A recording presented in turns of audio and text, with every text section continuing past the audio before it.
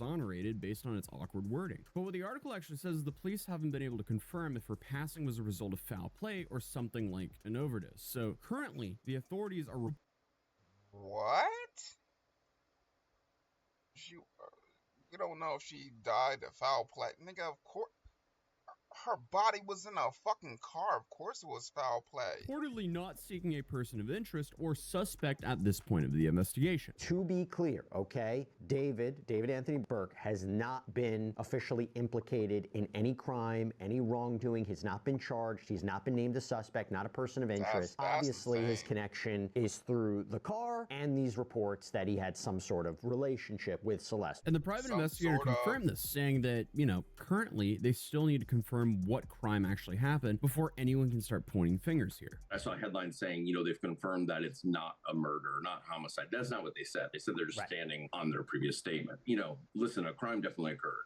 And they even say that at least concealment of the body. So at the minimum, it's a concealment of a body. But if the toxicology report comes back that her passing was a result of an overdose, it is no longer a murder investigation. Instead, just about the crimes that were committed as a result of an overdose. They're still relying on what's going to come back from the medical examiner's office, since there's not a determination there, at least publicly. What is definitely concerning about this, though, is there's a chance that this only ends up being a misdemeanor for the people involved, since apparently concealing evidence, even a body, is technically only a misdemeanor in California. If someone just moved Celeste's body, possibly under California law, that may be just a misdemeanor. There's a law that says every person who, having knowledge of an accidental death, actively conceals or attempts to conceal that death shall be guilty of a misdemeanor. Yeah, no, you're not wrong. You can willfully conceal and suppress evidence and destroy evidence to hide it from investigators and family and everybody else, and it's still a misdemeanor. Who would have known? Currently, it seems like the police aren't even showing their hands. I'm sure they still have way more information than the general public and an idea of what actually happened, but it won't be shared with us until they know for a fact that Celeste's life was taken by someone. I think if they got a good toxicology, let's say it came back and it was clearly an overdose of some sort, there would have been some sort of indication by now, and that could be, then initial charges could be dropped. I don't know why initial charges couldn't be dropped now, even if they have the stack on top of them, because I know that they'll probably say, well, he's cooperating. If it's been 2 months and you haven't got the answer yet, is he really cooperating? So probably not. He's probably, the counsel's telling him not to, and what's the difference if he's Mirandized or not, So this definitely doesn't mean that he got off like people were claiming. Plus, it was reported that the... Listen, Buddy should just be done with the fact alone that everyone knows he had relations. He was having relations, and he had relations with a 13-year-old, 13, 14. Literally, he's done in the game. He's KO'd in the game. He's done. Authorities conducted an overnight raid on a Hollywood Hills house linked to David as a part of this investigation, and the detectives were seen taking a computer and several other items from the home. So if there is anything to find, he's so done. Fucking future artists, they're gonna be like, oh, who am I working with? And they'll be like, you're working with David. They'll be like, fuck, no, I'm not. He's that done. No one, literally, he should be fucking just done in the industry. Literally, future artists will never want to work with him. 10, 20 years later, it does not matter. most likely they have a whole lot more than just some Discord messages. But there's still no shortage of accusations and speculation being thrown around online, just adding to the media frenzy and muddying the details. Like this clip of some live streamer that claims to show David's bodyguard admitting that he was involved in whatever happened while he was drunk. And it's very clear that he did not know he was on a live stream here. Listen, did you hear about the David case? Yeah. Colette in the back trunk. He was the bodyguard for him. I helped him bury her. It's crazy. What the? That was clearly a fucking joke. And this guy taking it seriously. Hell no. But I mean, being with a streamer that is a stream, like literally, hold on, I gotta make sure he says he clearly didn't know that they were videotape. Like literally, it was a joke. Happened while he was drunk, and it's very clear that he did not know he was on a live stream here. Listen, did you? And he did not know he was on a live stream here. Is what he says. But this guy is a live stream. About the David case? Yeah. Colette in the back trunk. He was the bodyguard for him. I helped him bury her. It's crazy. What the? That was clearly a joke. Hell no.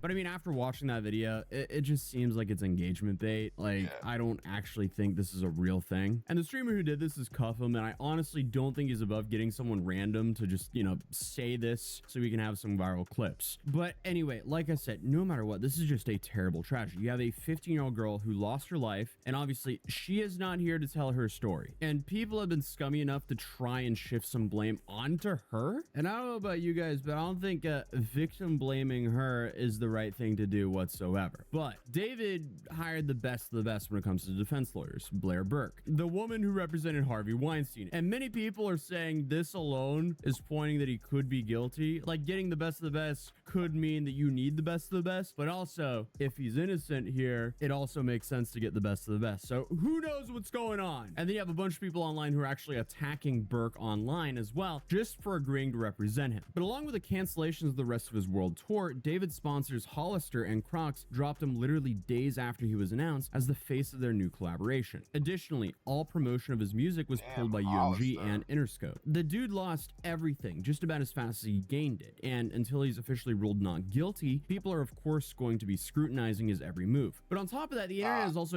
Even if they find him guilty, the nigga did it, bro. He fucking did it. He told a friend, either, like, it was meticulous, but he told a friend, put her in the car. Like, literally, nah, dog, fuck out of here. It was not meticulous. It was, nah. accusing David of modern The fact that they chose a Tesla of all fucking things to do it in. A Tesla of all things. It's not like she was driving his Tesla, fucking overdose, and put herself in the backseat of the car to die. Like, she was like, oh, I just feel sick. I'm gonna sit in the back of this car. And just, nah, bro. Nah, bro. There's so much criminal activity that happened. Someone, a part of his team, like, God forbid, someone knocked her off. Someone was like, she gotta go. Because there's rumors she was at the end of their relationship. Like, he probably wanted to break up, so she was basically threatening him. She was trying to blackmail him. And when you have someone that big of an artist that's fucking up that big, it was like, oh yeah, nah, bro, we gotta, she's blackmailing. She's like, this guy got money. This guy's got money. So at the end of the relationship, you're like, oh, fuck you, we're done. Well, guess what, bud? You're fucked because you're fucking with someone that's way young. Way fucking young. And they're not just gonna take that laying down with the rich guy. They know you're rich. Like, if that was just another high schooler, that was just another 19-year-old high schooler that left high school, yeah, she fucking threw that nigga okay, we're done. But no, you're a fucking famous guy, well known, got money, and I'm underage. Nah, bruh. So someone, part of that team was like, this cannot ruin his image. She gotta go. So sadly that happened. It's sad because he was fucking around early. He was fucking around early in the game. Like, buddy, you probably went to concerts and had bitches out the wazoo wanting him. And he was like, that 13-year-old though, she looked bad. Bro. Fucking creating his own Fucking subreddit dummy. only to allegedly delete critical posts of him amidst this whole investigation into Celeste's death. So apparently, because David was listed as the sole moderator of his account, users accused him of trying to control the narrative and portray himself in a more positive light. But hours later, the subreddit was locked. And then to make things even worse for him now, according to TMZ, an investigator confirmed that he's now a suspect. So at this very moment, it definitely does not look good for David or his actions. Listen, career finished. Life finished. Like, after this, you gotta like move to the far country where you got a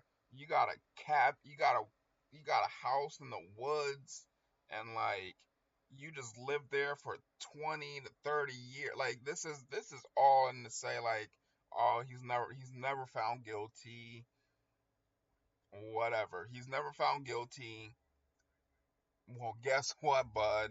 Hollywood, you're never gonna fucking belong. They will never, ever, like, literally, benefit of the doubt. This was a girl, like, literally, the fact that she was a minor, bro. The fact that she was a minor, he was 19, 20 now, fucking with a minor. Buddy's finished off of that. But the fact that now the minor that you were having some sort of relations with, there's messages, there's all types, there's pictures, there's videos, there's messages and pictures and videos of y'all two together. The messages state from her messaging a friend saying, yeah, no, bud, you're finished. You gotta move. You either gotta, like, out of country or cabin in the woods type of life. That's a type of lifestyle you can only live.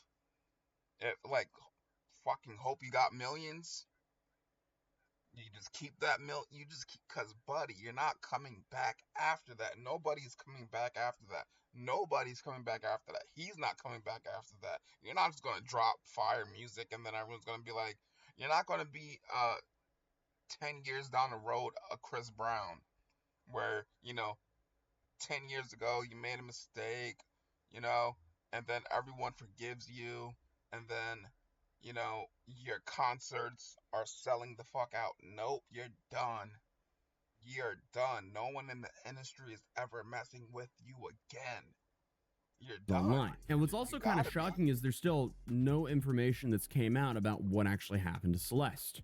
I'll just be honest, we really don't know. Nobody has stepped forward, even wanting to be anonymous off the record, and said, listen, I know what happened. So it's very bizarre that there's this many people involved that have stayed this quiet for this long. Because it was,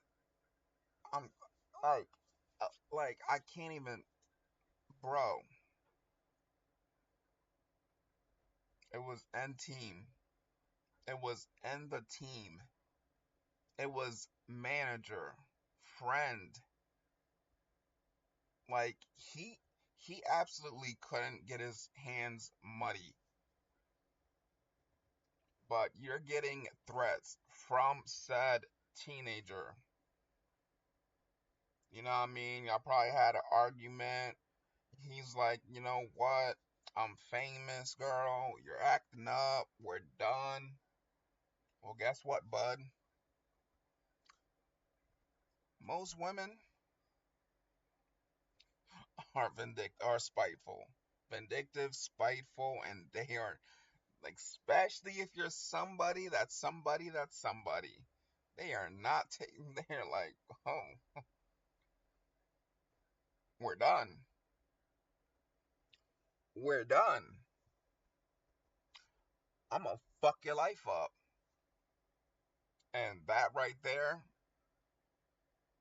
put that whole situation in motion, bro. I promise you. Especially like when they're young, and it's like they're all warrior up. And as of recording this video, that's about all we know. But I'll update you guys when something big in this investigation happens. So subscribe if you're new, drop a like. the next big thing that's gonna happen is they're like, yo, Tesla footage got the friend. Tesla footage got the friend driving a car. Celeste, you know what I mean? Tesla footage got it. And they're like, it's fucking Cash Patel. Like, we got him. We got him. And whole team Like if you enjoyed this breakdown, I'll Whole see you team guys in gone. tomorrow's video. Peace. In this game, your heroes will die. A lot. With every defeat, a new hero takes on.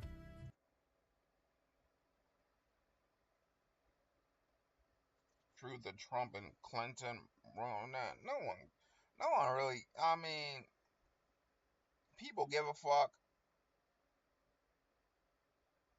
but no one really gives a fuck, dog. I'm interested in this, China, bro. China.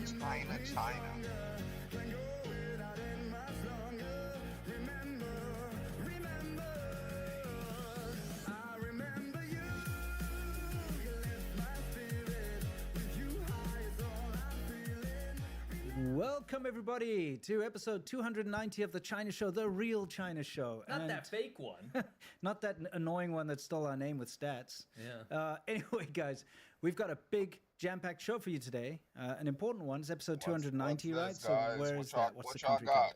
What y'all Since got? it's episode 290, 290. it's a big shout out to the area code of Saint Helena Ascension That is what they and said, right? Tristan, 219. Tristan da Cunha, Oh, interesting. which are, I 290, guess, my fault, Caribbean 290. islands. Excellent. It looks like they have some I sort don't of fucking British, listen. maybe it's a British territory. I I think it's I a stopped very, smoking very, a it's long one of those time like ago, the bro. most remote place in the world type Memory's of still thing, where if you fucked. order something, it actually has to come. No one ever told you after you stop smoking, you know, you think, all right, memory's gonna get better. Nope, it's fucked. It's fucked for life. So that's to tell the kids, even though I got this shit set for no kids, don't smoke, cause your memory's gonna be fucked. Mine is.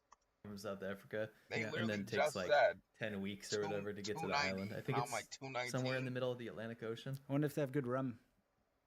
Probably. Yeah? Yeah. Caribbean usually does, right? I actually don't think it's Caribbean. Oh, you don't? Yeah, I'm full of crap because Okay.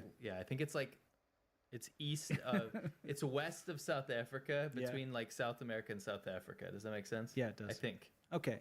You're probably right, but you could also be wrong. Mid-Atlantic, yeah, I'm right. There you go. All right, now you're right. Ding, ding, ding. Yo, Okay, that excellent. Chinese guy that stopped Absolute literally, nonsense. literally made me think they were staring at them too, and I'm like, no, it's just a background. But he literally stopped and was like looking at the right. That's Let's just fucked. Yeah, continue so, on yeah. here, guys. Yeah. Shout out if you live there. Yes. If you can get internet somehow. Yes. We're going to start out with what's new as usual. We're going to saunter right into it because we have quite a big show. And you might notice we don't have a sizzle reel today. We don't have a, like, coming up in today's China show. There's a reason for that. We'll explain it to you shortly. Yes. Okay, but let's get right into what's new. Damn, they were Specifically, so young, bro. what's new in they China. Were so young. And this woman has won a record for doing what? Bro, fuck out of here. I gotta get premium. You just go up. Yeah, pause The that real ad quick. is Then we'll showing put the it man's over. booty Oh, cheeks. I'll go back to the Oh, number. no, Off it's rip. not. Yeah. I'll go back. You had the record of ripping through that clip. Yes, okay, so what is this? So she only took 4.83 seconds To drink, in the national China beer chugging competition, Yeah. to drink a beer. To sponsored down by that Qingdao. to down that pitcher of beer. Yes, it was called the Booze King. I know, I saw that. I like that it's called Booze King. Do you know how big the pitcher was? No. 1 liter. Okay. Could you drink a 1 liter of beer in 4.83 seconds? No. I mean not in that short amount of time. I could easily drink that. Oh, that I think I could have done it. I think I could have done that faster. Listen, no Diddy, no nothing. All you gotta do is down the hatch, down like literally just open. I'm a. I don't think anyone can't drink. Yeah, the it's beer. easily drink that like, very quickly, but All no, you gotta definitely do not. Probably is just take me like a minute at just least. Yeah, a couple of tries. Couple of tries. Yeah, exactly. 4 Good. seconds is pretty wild. You ever see people that can do that? They just like They can like open their throat. Hockey Bro, players we're do it. good. Because they have to Why? drink I'm not water gonna real try quick. and- Oh, okay. I thought there was another reason. I'm just like, I'm sorry. They're busting out their iced canes. Yeah, let's move on. Okay. Well, I mean, that's great. That's great news. Yeah. But I gotta say, Congratulations impressive. there. Congratulations. It's a woman that did it. That's Yeah. pretty impressive. Yeah, for sure. This was another sort of challenge. What? Challenge. Oh, Slack line. it's tightrope kind of. Slack Okay, that's impressive. You know hippies that do that slack line thing? They put them up between Kind of like trees or between whatever. trees. Yo. Yo. My thought went to like the Chinese movies when they're like running on trees and shit. They're running in the air. That's literally my thought right off the rip. Like the girl, I didn't think that, but then I just saw the two guys doing it, and I'm like, yo, why does that look like them running on top of the tree? Like that must have been their method, their exercise, so they could run on trees. Yeah. They don't usually go for speed.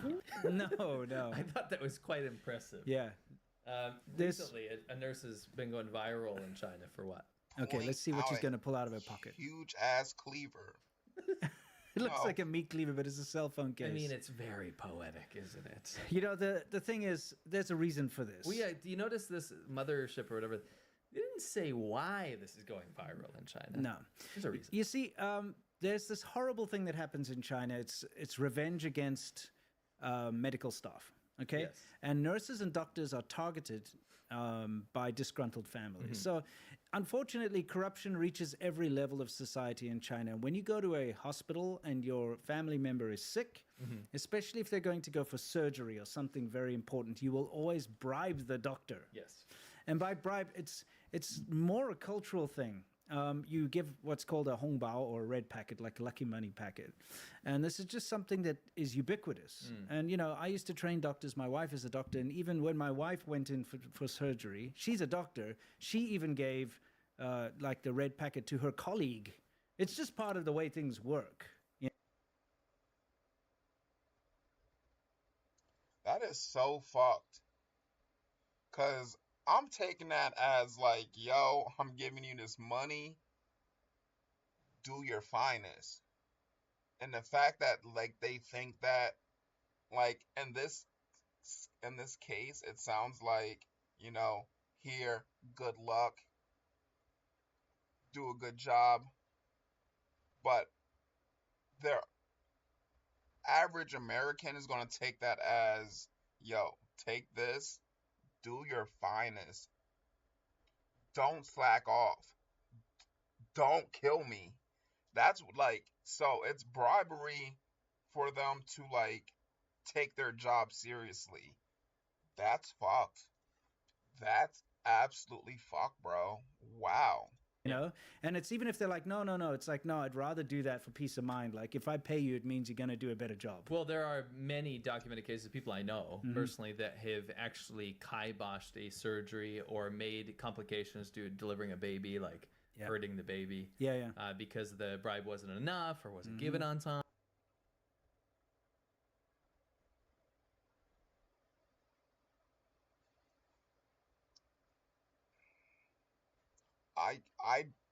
I wanted to say China is, but I don't even want to say it.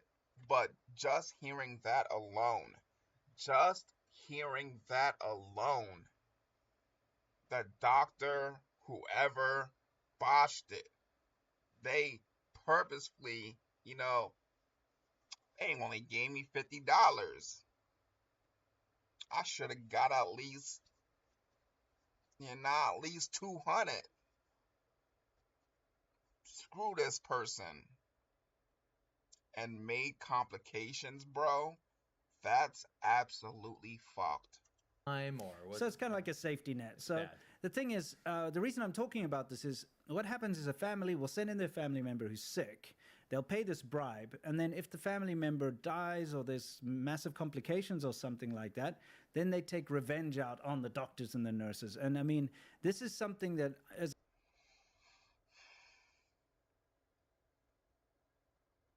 So they're pretty much like, yo, I gave you this money to do your finest. I gave you a thou wow to do your finest. This is their mindset. That person, my grandma, my whoever shouldn't have died because I gave you that thou wow. Or if their mindset was, I gave you that thou wow and you purposefully killed them because I didn't give you more. Bro. Like, either way you think about it, it's fucked because then now they're going, yeah, revenge. They're saying, yo, they killed them.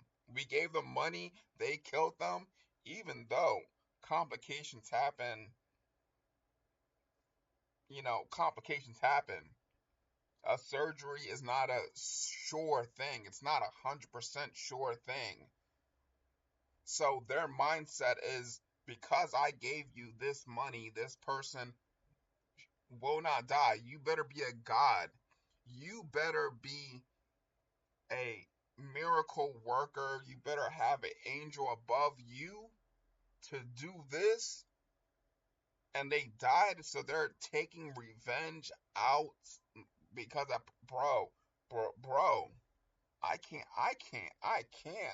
It affected me personally because my wife is a doctor, and yeah, she almost got attacked once, and I had to go put up security cameras in her clinic. And it's one of those situations where it would affect the people I knew, but we walked past a clinic that had just been attacked, and it was a horrific scene. We can't. We'll get demonetized. Horrific. But it's the whole point we're trying to get at here is that attacks against medical staff in China is a big problem. Yeah. So she has this obviously to fend off, to like pretend like she has a cleaver in case anyone comes in and threatens them. Makes sense, right? But it's actually pretty cool though. I mean, you got to be you got to really admire that interesting case design. Yeah. Very very unique. Yes, because it looks like she has a cleaver in her pocket. Imagine being able to build anything. I'm sorry, guys. Just I don't by got thinking premium. about it. Meet I don't Base got 44. premium, okay? I'm sorry. This dude, oh wow, he knew something was up. He knew something was up, and this is something you'll see quite a bit in China. And this other guy's like, oh, why did he run away? I wonder. Truck stops in China are a little different. You get these very ratty trucks. Boom, look at that. And what they're usually doing when they pull over is they're adding water to their load. Yeah, just right. Well, to the braking system. To the braking system and to the load to stop the dust. Because what happens is they can lose a lot of the product out of the back because it like blows away. So they'll actually like weigh it, they'll spray it down. The problem is that actually overweighs their truck. Yeah, well, they overload them anyway. Yeah, but then they have to pay the bribes at the weighing stations, and then the roads get all messed up. They become these like half pipes.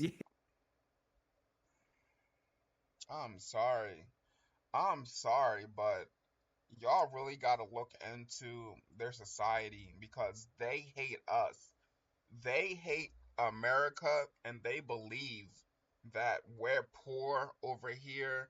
They believe that we're, we botch everything. We don't do anything right. They believe their buildings are better than us. They believe their bridges are better than ours. And they purposefully overfill their trucks. And then when they get to like a weighing station, they're like, yeah, you're overweight, bro. They're like, but am I though? And the person will just be like, go. It sounds like bribes pretty much run the country, from the highest tier to the lowest tiers. And I'm not saying that doesn't happen anywhere else. That clearly happens everywhere else. But where they will make their society run on bribes, like truckers have to overfill their trucks so they can get more done. And then in order for them to get more done, they have to bribe their way. Like, bro, it just all sounds bad. It just all sounds We'd be bad. riding in China, Yeah. like around some of these places on a newer roads too. Yeah. Very new roads, and it was like Tony Hawk's Pro motorcycle. It was awesome. It's kind of awesome, but also scary, terrifying. very scary.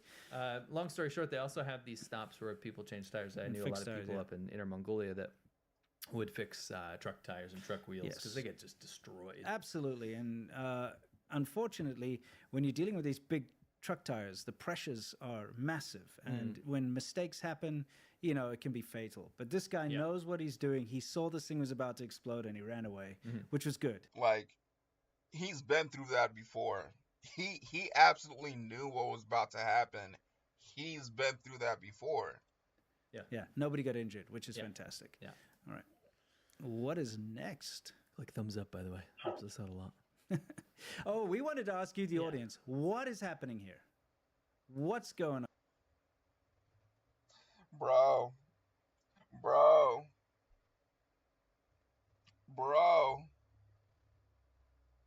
This person is fucking stealing. And in order for them to not be seen, they came up with an ingenious plan.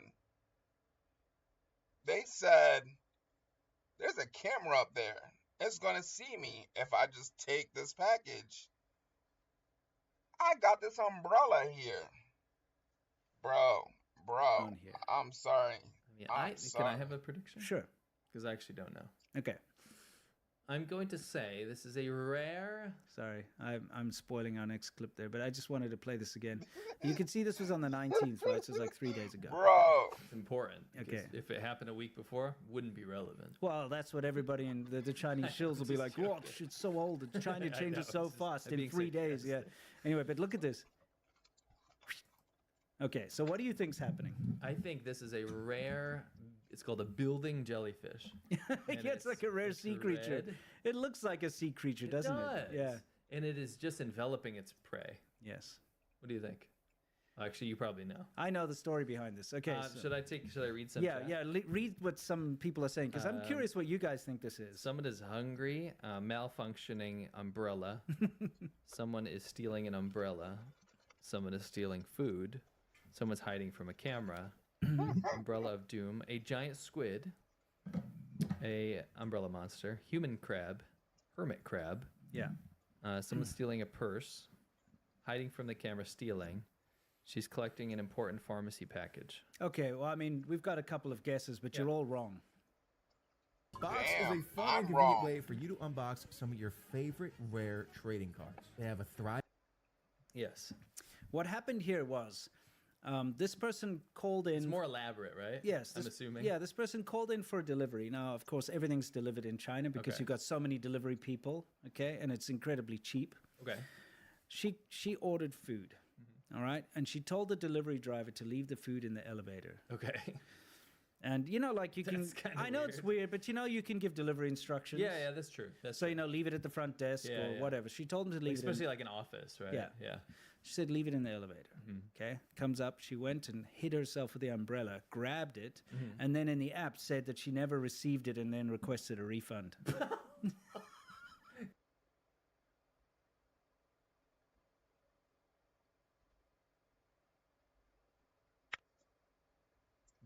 Like, don't get me wrong. This happens in America too. People will receive their package, say, you know, while eating their fucking food like a fucking badass, they will eat their shit while hitting that didn't receive food.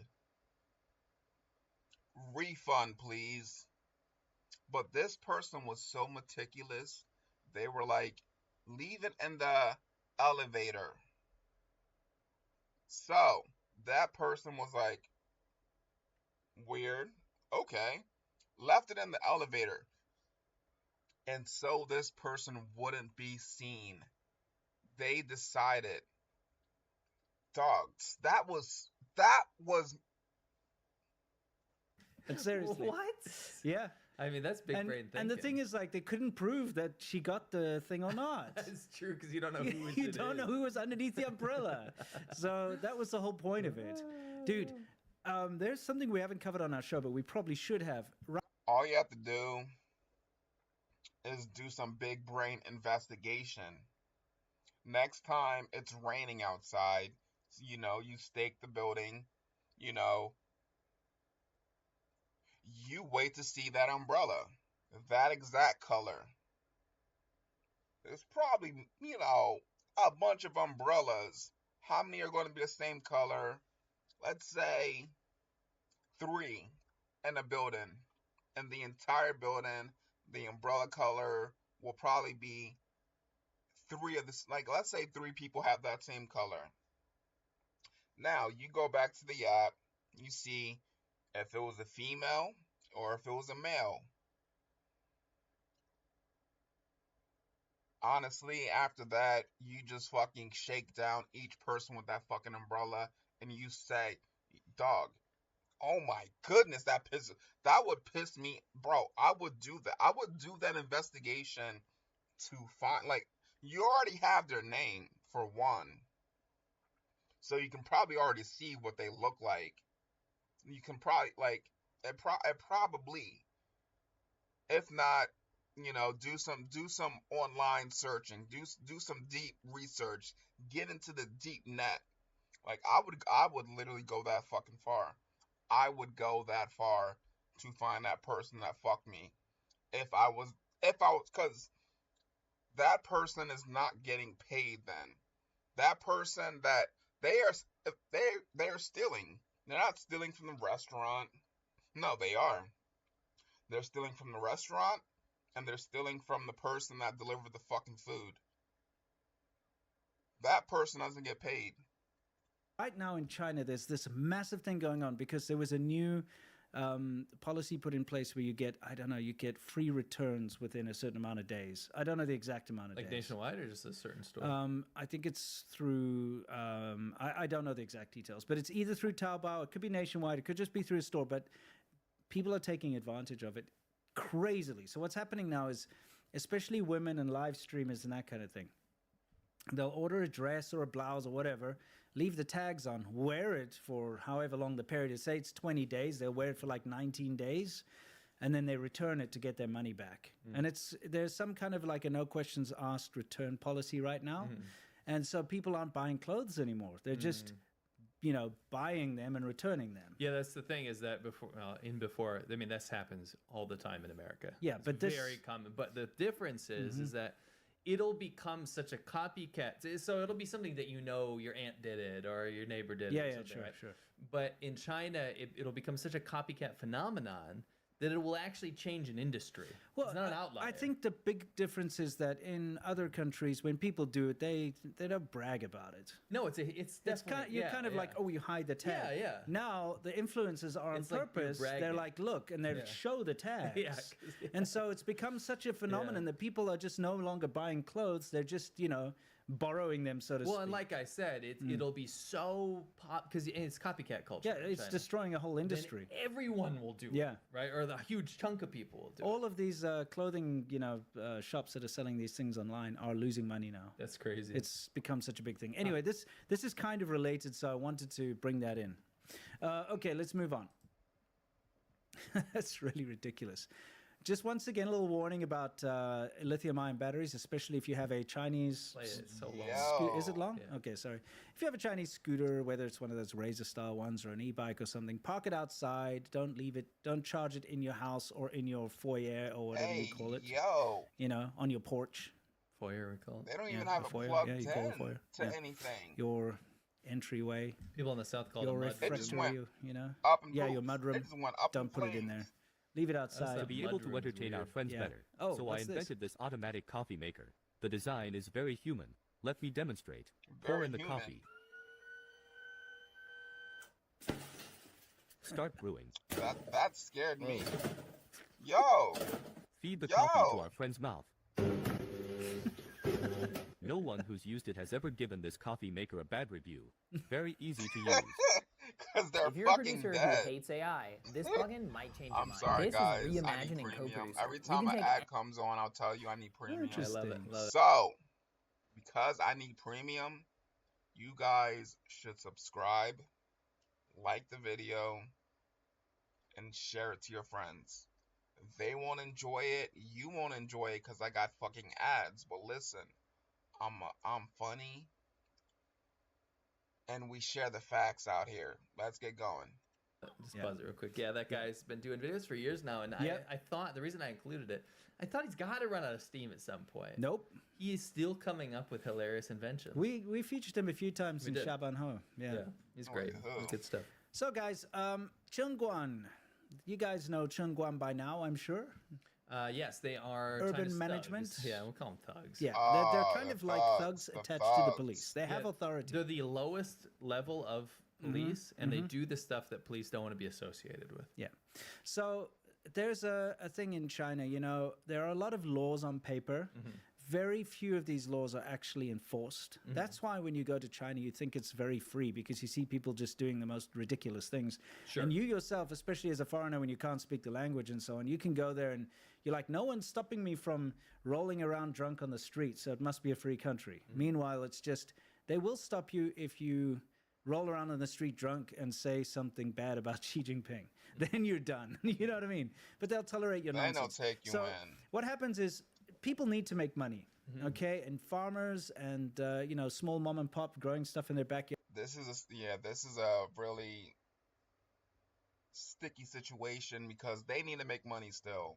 And just like America, just like the Americas, you know, we need permits to sell on the fucking streets. It's like, this is supposed to be a public space. Everyone can be here, but to sell things, you need a permit to do that, and public space, which is bullshit, which, you know, whatever. So these are situations where I can see, yeah, these people need to make money. They're probably farmers. They probably farm these sugar canes, these fruits, whatever else, but they just can't afford a permit. You know, it would be too expensive to try and sell every day, not really make much sales, and then still need to buy a permit.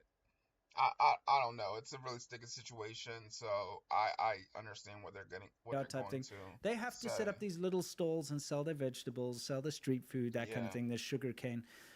But they go and they sell them on the side of the road or in these pedestrian walkways where they're not supposed to. Because, you know, in China does have all these laws about you can't block the roadway, you can't block the sidewalk. The laws in China mean you can't do anything. Yeah, you actually can't do anything. You can't live. But the way China works is you just do something until they tell you to stop. You know, but unfortunately, the way that the Chengguan behave is very bad. And the Chengguans in these cases are enforcers. They're like security guards. The guys that think they're cops, but they're not.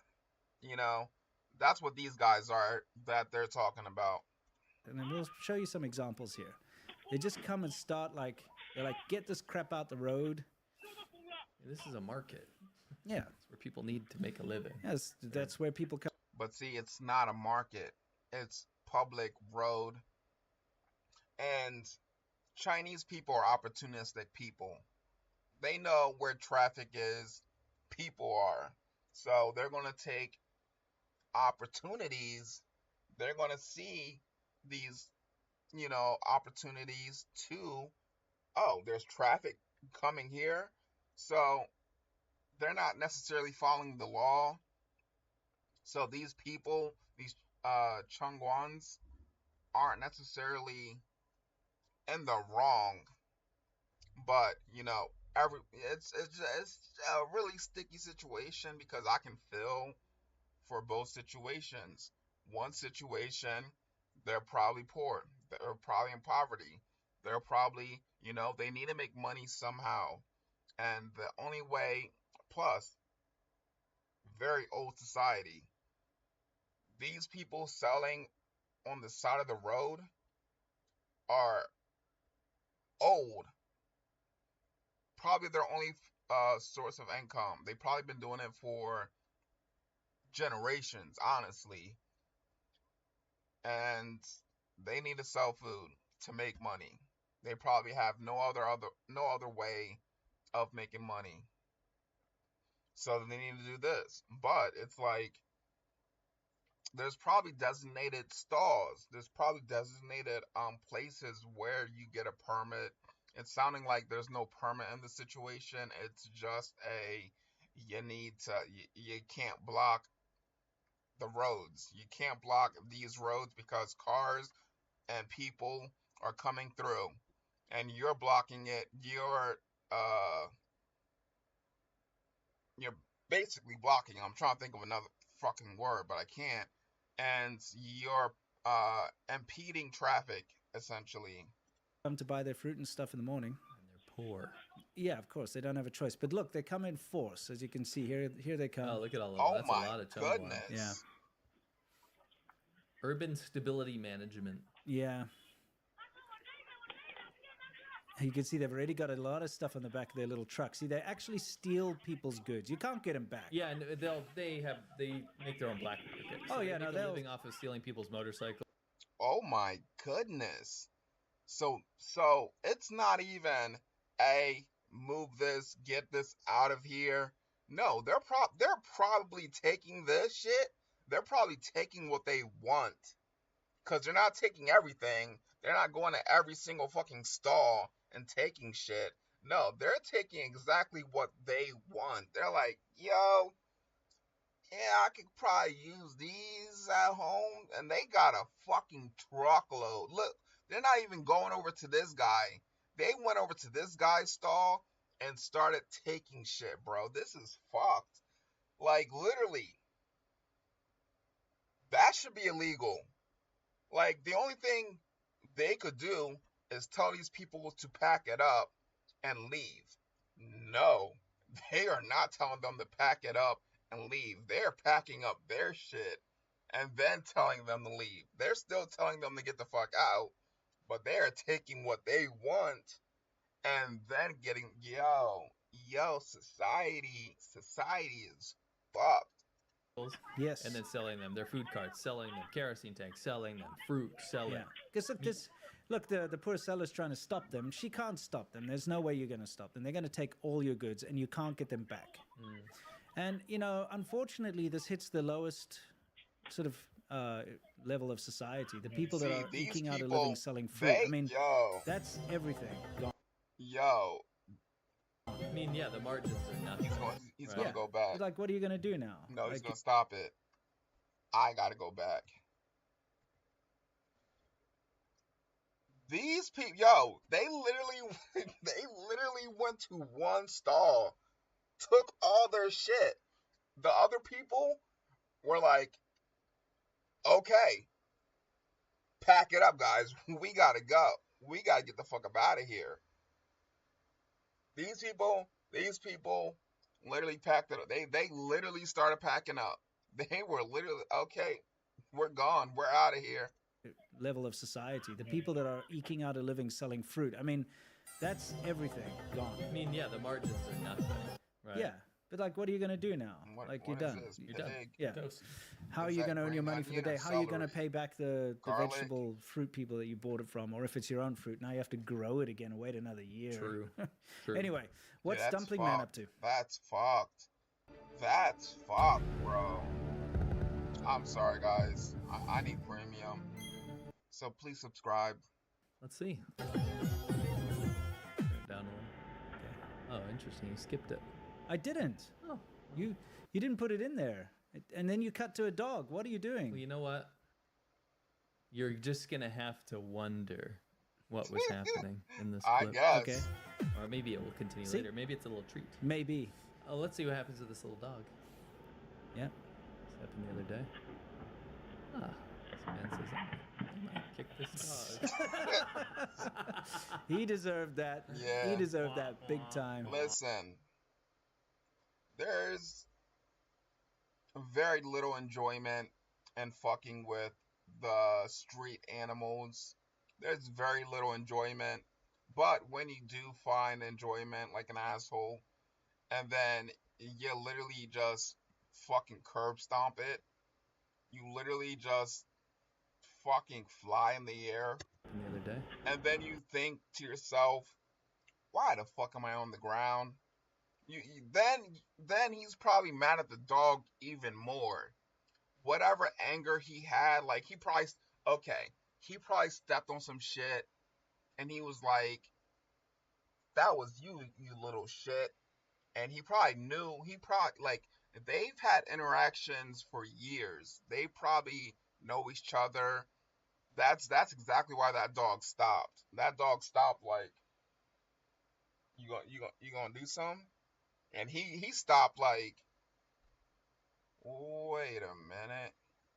I stepped in your shit yesterday, you little shit. And that's exactly the thought process going on right now. Is he's mad because he stepped in some shit. He's like, what the fuck? What do you want? So then this plays out. Kick this dog.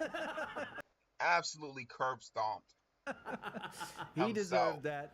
He deserved that big time. So now he's even more mad at the dog. Next time he sees the dog again, he's probably gonna punk kick that, like. I always love those kind of clips. Aren't they great? It's like karma. I wonder. Here's the deal. Pause that real quick. Yeah. He goes out. Can we see it again? Yeah, sure. By the way, again, that was the 19th. We're talking 3 days ago. I just said that. Yeah, I know. Yeah, good thing you said it again. I like saying things twice. Okay, so there's a dog. I didn't even hear it the first time. A little cute dog. I'm gonna be honest. Not causing any trouble. No, it's just chilling. Guy comes. Listen. It probably didn't cause trouble today. Listen, I mean, that hate he had came from somewhere. That hate came from somewhere. I'm telling you, bro. Oh, little dog. I better go hurt Well, this dog. yeah, you can see the dog's terrified. It knows that this guy's a bad man. He knows him. Yeah, exactly. He knows him. Well, he just knows he's a bad man by dogs can smell fear. Yeah, that's excellent. What an excellent thing to happen. What happens here is interesting because he's clearly going to his car. Yeah. Right. Or at least crossing the road. But he's like, "Oh, I hurt my hand," and then he goes back in. He's like, for what? What is he gonna go be like? How dare you? Yeah, for a Band-Aid. I think maybe he's gonna go try and blame the shop owners. Oh, your dog made me fall over, or maybe that was a clinic and he's just left and now has to go back in because he's injured himself. Would it not be hilarious if that happened on the way in, and then that's why he was in the clinic? What, that he fell over? That he fell because he tried to hurt the dog, and then he comes out and he tries to get his revenge. Maybe that would be incredible. Looks like your dumpling clip's back. By the way. Yeah, so this is the sequel to the first part of the clip, I guess. I think it just got broken up. Yeah, it looks like it.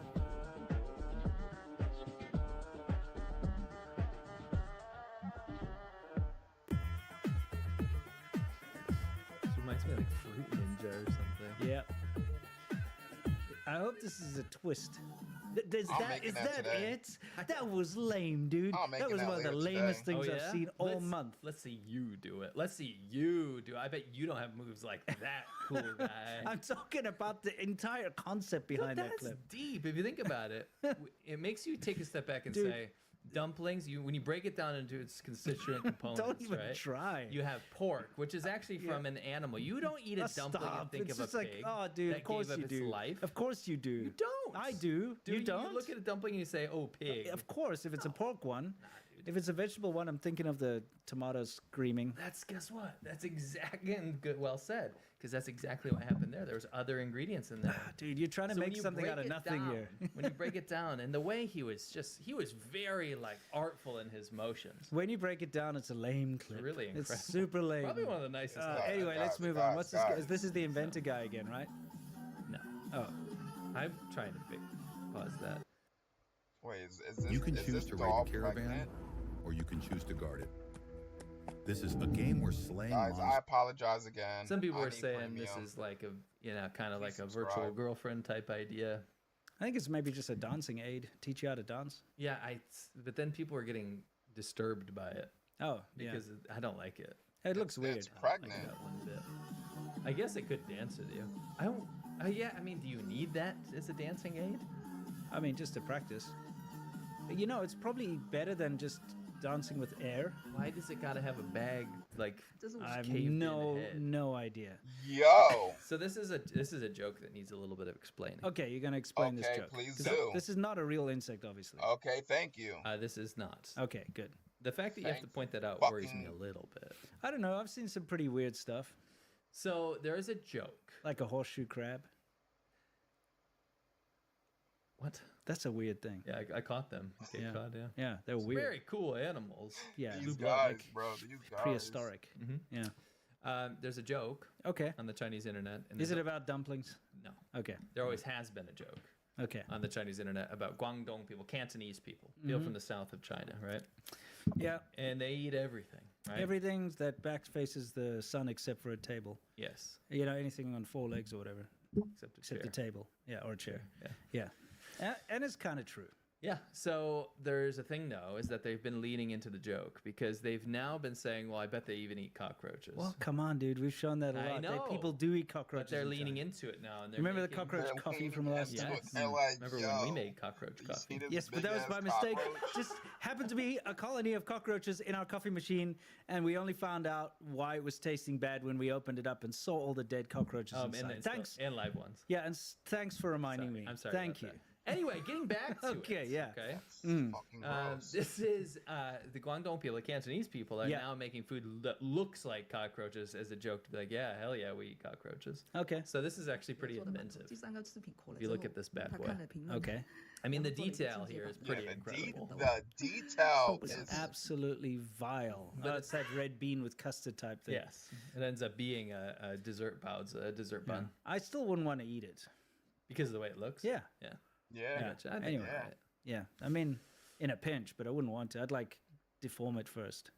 No. I wish I had said that was just a massive cockroach and seen what people had said first. That probably would have been way more entertaining. Yeah, true. You know? Anyway, this Yeah. is There's a teacher, right? let's just say a teacher that students I don't think like very Okay. much. All right. Like building her in The Sims. Okay. Interesting. You guys remember this Okay. Yeah. from last week? Well, guess what? ... You remember this? Remember this but episode? that's the wrong thumbnail. No, but it's Okay. a thumbnail that some people would have seen. Oh, then did we do the A/B test? I don't think so. Oh, we didn't. Well, No. either way, No. that was our last episode. Yeah. And it was about a It bridge looks like collapse. China's Okay. no And- fucking way. No fucking way. It looks like China's new bridge or China's brand new bridge collapsed, and we found the real reason why. And Yo. lo and behold, we got this little message. Yeah. So, quick recap. Last week, our video about the bridge that collapsed. We'll just right? show you in a second. Yeah. It went out. It was getting good views. It was almost viral. Yeah, it was one of our best episodes in a long while. And then Performance-wise, yeah. I woke up for some reason in the middle of the night, like about 1 a.m., and I checked my phone, and it had been age restricted. People were notifying me that they couldn't view the video anymore. And if you know anything about YouTube, if it gets age restricted, if a video gets age restricted, you cannot watch it unless you signed in. A lot of people don't like to sign in to watch videos. Tens of percents of people don't sign in to watch On our top videos. of that, YouTube doesn't I mean, that promote means it they can't anymore subscribe, because there's no though. reason. They can't get ad money from it or whatever. So it killed the video. Okay. And so immediately I did the appeal and it was rejected almost immediately. This is what we showed. Okay. Which is the Hongqi Bridge, which had only been open for, what, 3 months? Yeah, well, Couple of more months. concrete, Oh, since January. since January it was when it was That's being completed. Right? wild. So only a couple of months, and then it collapsed, which is a big embarrassment for China. It was a mega project. Yeah, it is. It's One of a those mega project. vanity projects that they get people to say America's doomed. Alright, so this isn't that one bridge, that brand new spectacular bridge, because it was fucking engineered by I believe like an Indian person or something. It was not engineered, like their head engineer was someone else. It was not them. But that it's not that bridge. It's not the bridge I was thinking of. China's figured everything out. Look at our. Yeah, look at how great and quick China builds all these things. So That's crazy. 3 months though, and it collapsed. Like, only reason bridges over here collapse, it's not due to default manufacturing. It's not due to, default engineering, it'll be due to a landslide or something environmental, earthquake, you know. No, literally, you're telling everyone 3 months time, bye bye new bridge. That's wild. Of course, got a lot of traction. Yeah. People care about That's it. wild. That's it's very insane. weird that you'd age restrict that because I combed through the episode multiple times, wasting my weekend. Yep. Being like, what? Because they didn't tell us why it was age restricted. Yes, they did. Our views stopped overnight, like that. Yeah, of course. Our money was gone. Mm-hmm. No one got to see it. Yep. Yo, YouTube is grimy. I understand views, but you're saying money going like that. What? So it should be like everything that you made up until that point. No, you're saying they just took it all. That's grimy, YouTube. If it did come up on your feed and you were signed in, it's blurred. Yeah, it's blurred. You can't see the thumbnail. It's not recommended. Mm-hmm. So we're like, there must be something going on here. I comb through, waste all my time. I can't figure it out. No. Nothing in this episode seems age restrictable. Yes. Okay. That makes no sense. So I appeal it. We go, and we can't get into details of the whole YouTube back end of things, but we reached out. They were like, okay, let's figure this out. Right? Yep. Takes a week to resolve. In fact, it was only just yesterday. Yesterday, yeah. It took a week to resolve this. Yeah. Finally, they gave us a timestamp. Yeah. The timestamp, I could not believe my eyes. Mhm. And I had to double, triple, quadruple check. Do you know why they age restricted our video? Don't push it. I kind of want to. I won't. Would that make a lot of sense? No. Nah, so y'all can't do that to us. Nah, y'all can't do that to us. You gotta tell us why. Unless you're telling us, it's literally, you know, YouTube will sue you or YouTube will demonetize you if you tell us. That's fucked. That's fucked up. Fuck. Makes sense to you if I told you that. What if China really doesn't want people to see this bridge collapse video, right? Yeah, of course they don't. They're going to try to do, and this is my theory, by the way, they're going to try to do everything possible to try to get this thing taken down. Yep. Imagine being able to build an app with your name on it, just by thinking about it. Guys. Meet Base 44, a complete So please. So again, that's all hypothetical speculation. That's what happened. But this timestamp gets sent to us, and they did allow us, which is never allowed. They never really let us chop stuff out and reappeal. Yeah, they did. So I thank you to YouTube for doing that. Yeah, finally. But it took a week, and it doesn't matter now. Now all the potential for views are gone. Oh yeah, nobody's gonna watch a week-old video. It's a week-old video. So we went to the timestamp.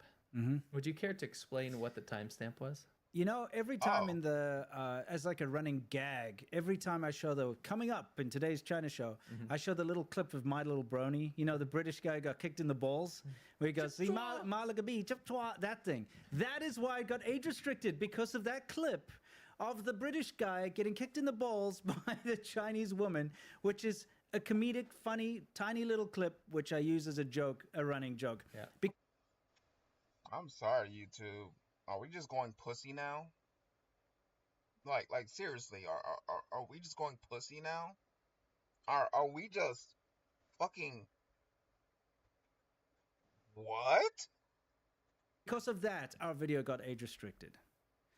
Ridiculous. So we showed bridges falling down. We showed motorcycle police crashing into cars. Falling down too. Exactly. We showed all of these things. Got mauled. The reason why we got age restricted was because of My Little Brony, My Brittle Pony, being, you know, kicked in the balls. Yeah. That's it. Yes. That's it. And here's the deal. Yeah. What that did was it served to probably erase 200,000 or 300,000 views. Oh yeah. Potential views that could have seen this very important story that we covered, because we did a full documentary basically about all the bridge collapses and I documented all the sources. It was very important. Yeah, sure. So that means China, because they didn't want that to be seen, so they will go to every video and they're like, well, you know, a bridge falling isn't, you know, age restricted requirements. No, so they found something small. something stupid, and that's grimy, bro. YouTube, are you just being classed by other people? Are you just being held by other people, bro? What? It took an entire week of work for us, right? Yeah. And because of such a stupid little thing, they managed to get that. And to me, that's a little suspect, considering we've played that how many times now? Every single episode in the beginning. Every single episode. My Brittle Ponies in the coming up in today's China. So that bro. Show. You can go back and look, but that one, the bridge one specifically, they age restricted, and it shows you China must have been mass flagging that or pulling strings with their spies inside of YouTube or something. Who knows? Either way, ridiculous. Wow. So we kind of wanted to rub it in a little bit here, guys. By the way, I just wanted to throw this in. Yes. Because China's clearly not happy about this. Just in 2025, 3 Chinese mega bridges have collapsed.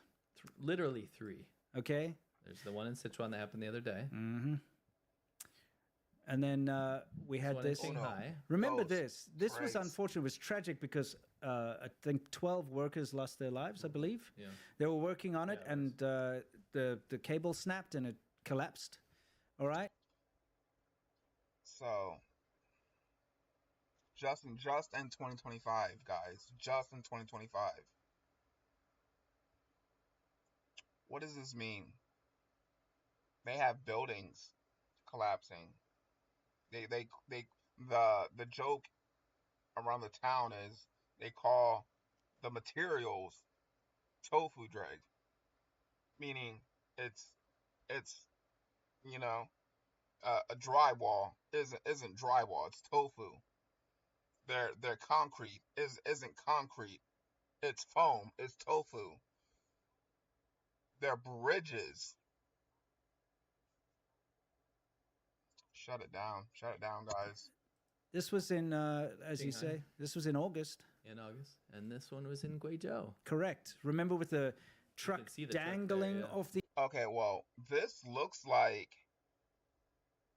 See, even if it's due to environmental reason, you still built a bridge there. You still in a mountain. Environmental could be the reason, but it would look like that environmental catastrophe was caused due to you building on a mountain. Shut it down, guys. The edge, and who knows how many cars and so on fell down. Guys, these are big bridges. These are big mega bridges, vanity projects for China. This is top of the pops. These are the bridges that they will put all their effort into making sure they're good, and they still fell down and collapsed. Mm-hmm. How many countless small, insignificant bridges have collapsed? I know I've seen tons, because you know, with all the flooding and so on, we see a lot of those little bridges washed away and so on. Must be in the thousands, tens of thousands, who knows? You know? In the year prior, I mean, we could have, if we expanded this to 2024, it'd be insane. Yeah. So it's good to remember that in this year alone, up until now, China has already lost 3 massive bridges. Officially. Oh, yeah. There could be more. So, you know, for instance, I see a lot of propagandists on Twitter and so on saying, oh, China should build America's bridges because America's going to take too long to rebuild that one bridge, wherever it is. Where is it? Baltimore? That got hit by that got hit by a. Yeah, that's why it didn't fall over like this. Yeah, it got destroyed by a third party. Yeah. But they're like, China should come in. China builds so fast. China's so good. No. That's what they're saying about us. That's what China is saying about us. Is that China should build our bridges.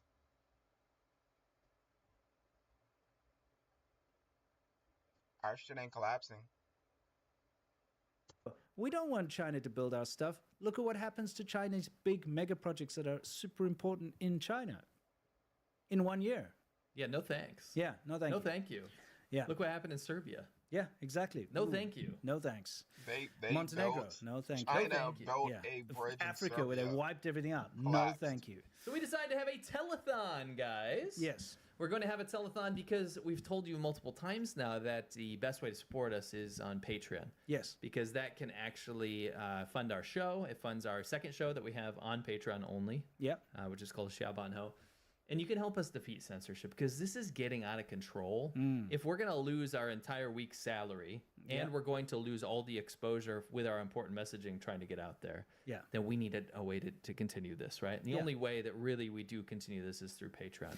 So we decided throughout the show, guys, if you have the means, of course, we would love for you to sign up for a Patreon account. At any level, by the way. Doesn't matter which level. We decided to have 3 goals. What are they? Goal number 1 is if we get 25 signups, I'll be watching there throughout will the be a bonus holiday hangout video. So we're going to have an extra China show during the holiday season. It's going to be special. Oh, we just it's got going to be a one. big thing. We just got one. It's going to be this fantastic. It's going to be this awesome holiday themed thing where we do a Q&A and all sorts of other nonsense, right? dope. Goal number 2. Did you loop this or do I have to go back? I did not, yeah. Okay, you didn't loop it. I actually prepared a special sound bite just in case you hadn't looped it. There we go. All right, let's get back to our goals here. Goal number 2. What if you could add a Moonbury onto your collection in seconds? Box GG's new vending machines let you pull slabs that are graded by experts like PSA and Beckett and ship them right to your door. There's hundreds of possible viewers just because of the is going to be goddamn ads. wait for it to pop up in the background there. I'm sorry. I'll be Eventually, better. it'll get there. Let's do it. I need Goal number 2 is subs. going to be a free episode of Xiaoban Ho, which is our VIP show, and it's going to be a special one. Do you want to tell everyone about it? Yes, so you mean the one that's coming up? Yeah, if Oh, we the hit one 50, that you win? if we hit 50 signups, yeah. So we're going to give you the latest episode of Xiaoban Ho, the one that we just did. Yeah. Which we'll actually show you a little teaser of in a second. Yeah. But we're going to give you that one. And also, we have a very special one coming up here. So just something to look forward to. If you do end up joining the show, you're going to be able to see our new show coming up, which is going to be about revolutionary fantasies, which are the most hilarious daytime TV shows that China plays about killing Japan. And how, like, one CCP soldier will defeat like 100 Japanese. Usually like a farmer or something. Yes. The third goal is going to be an invitation to this year's Royal Rumble. If we hit 75 signups, that's a stretch. But if we do hit it, everyone's going to get it. Everyone's going to be invited. And a week before the actual Royal Rumble, we will release the link so that you guys can. We just had join us. another sign up, by the way. Oh, wow. We got 2 already here. Guys, we Fantastic. are working on it. So remember, I want to go over those goals really quickly because in this pledge drive, as we try to bring awareness to this censor. Oh, we just got another one. Oh, wow. Excellent. As we drive awareness to this, I want you to know that these goals are going to go to. We're a democratic show. We're also we believe in charity and goodwill. These bonuses go to everybody. Yeah. So when you're doing your part, if you have the funds to do this, you're helping everybody get these goals. Yep. So if we hit that first goal, we get that bonus holiday hangout for everyone. Do it around Christmas time. Correct. If we get that goal 2, everyone gets the latest Xiaoban Ho episode. Yes. And if you get that goal number 3, that invitation to the Royal Rumble is usually a paywall thing. Yep. A lot of effort, love, and work goes into the Royal Rumble where all the characters in the China show come together and have a wrestling match. That's right. And there is one person at the end that is the winner and crowned the Royal Rumble champion. Super fun. For that year. It's probably the most fun thing we do all year. Oh, We yeah, look forward it's to a it. I wish we highlight. had 10 of them during the year. Yep. But everyone is going to get the invitation this year. Correct. Which is pretty amazing considering how prestigious and amazing and how much work goes into that show. Yeah. Everyone will get it. If we hit that stretch goal, which is amazing if we do. Either way. I just want to say 1, 2, 3, 4, 5, 6, 7. We got 7 signups already, guys. Wow. Okay. This pledge drive is already going swimmingly. Yeah, that's and I want to insane. say one more thing. Sure. See that text at the bottom there? I don't know. Can you get us out real quick? Sure. It says, gift a membership of the China show. So this is probably the best feature here is if you are already a member, because we know there's lots of you guys. Sure. If you're already a member here, then you can give it to someone else. Yeah. You can gift it. So if you put in someone's email address that you think might like this show, you can spread the love in that way. Yes. Number 2, just something to think about. All of these levels are going to go towards this goal. Yes. Number 1. Number 2, only the $10 and $20 tier will get you access to our bonus show on Monday, just so you know, so you're aware. I also want to say, another one. Guys, I don't like ever, asking for charity or asking for anything like that. So I want you to understand that please only sign up if you have the means. What you're doing is you're signing up to help us continue to help us fight the censorship that we face constantly on a weekly basis from the CCP, especially. Listen, and I believe the censorship because I'm sub to these guys, and I never get a notification of when they drop a new. I gotta find it, and they've talked about this plenty of times.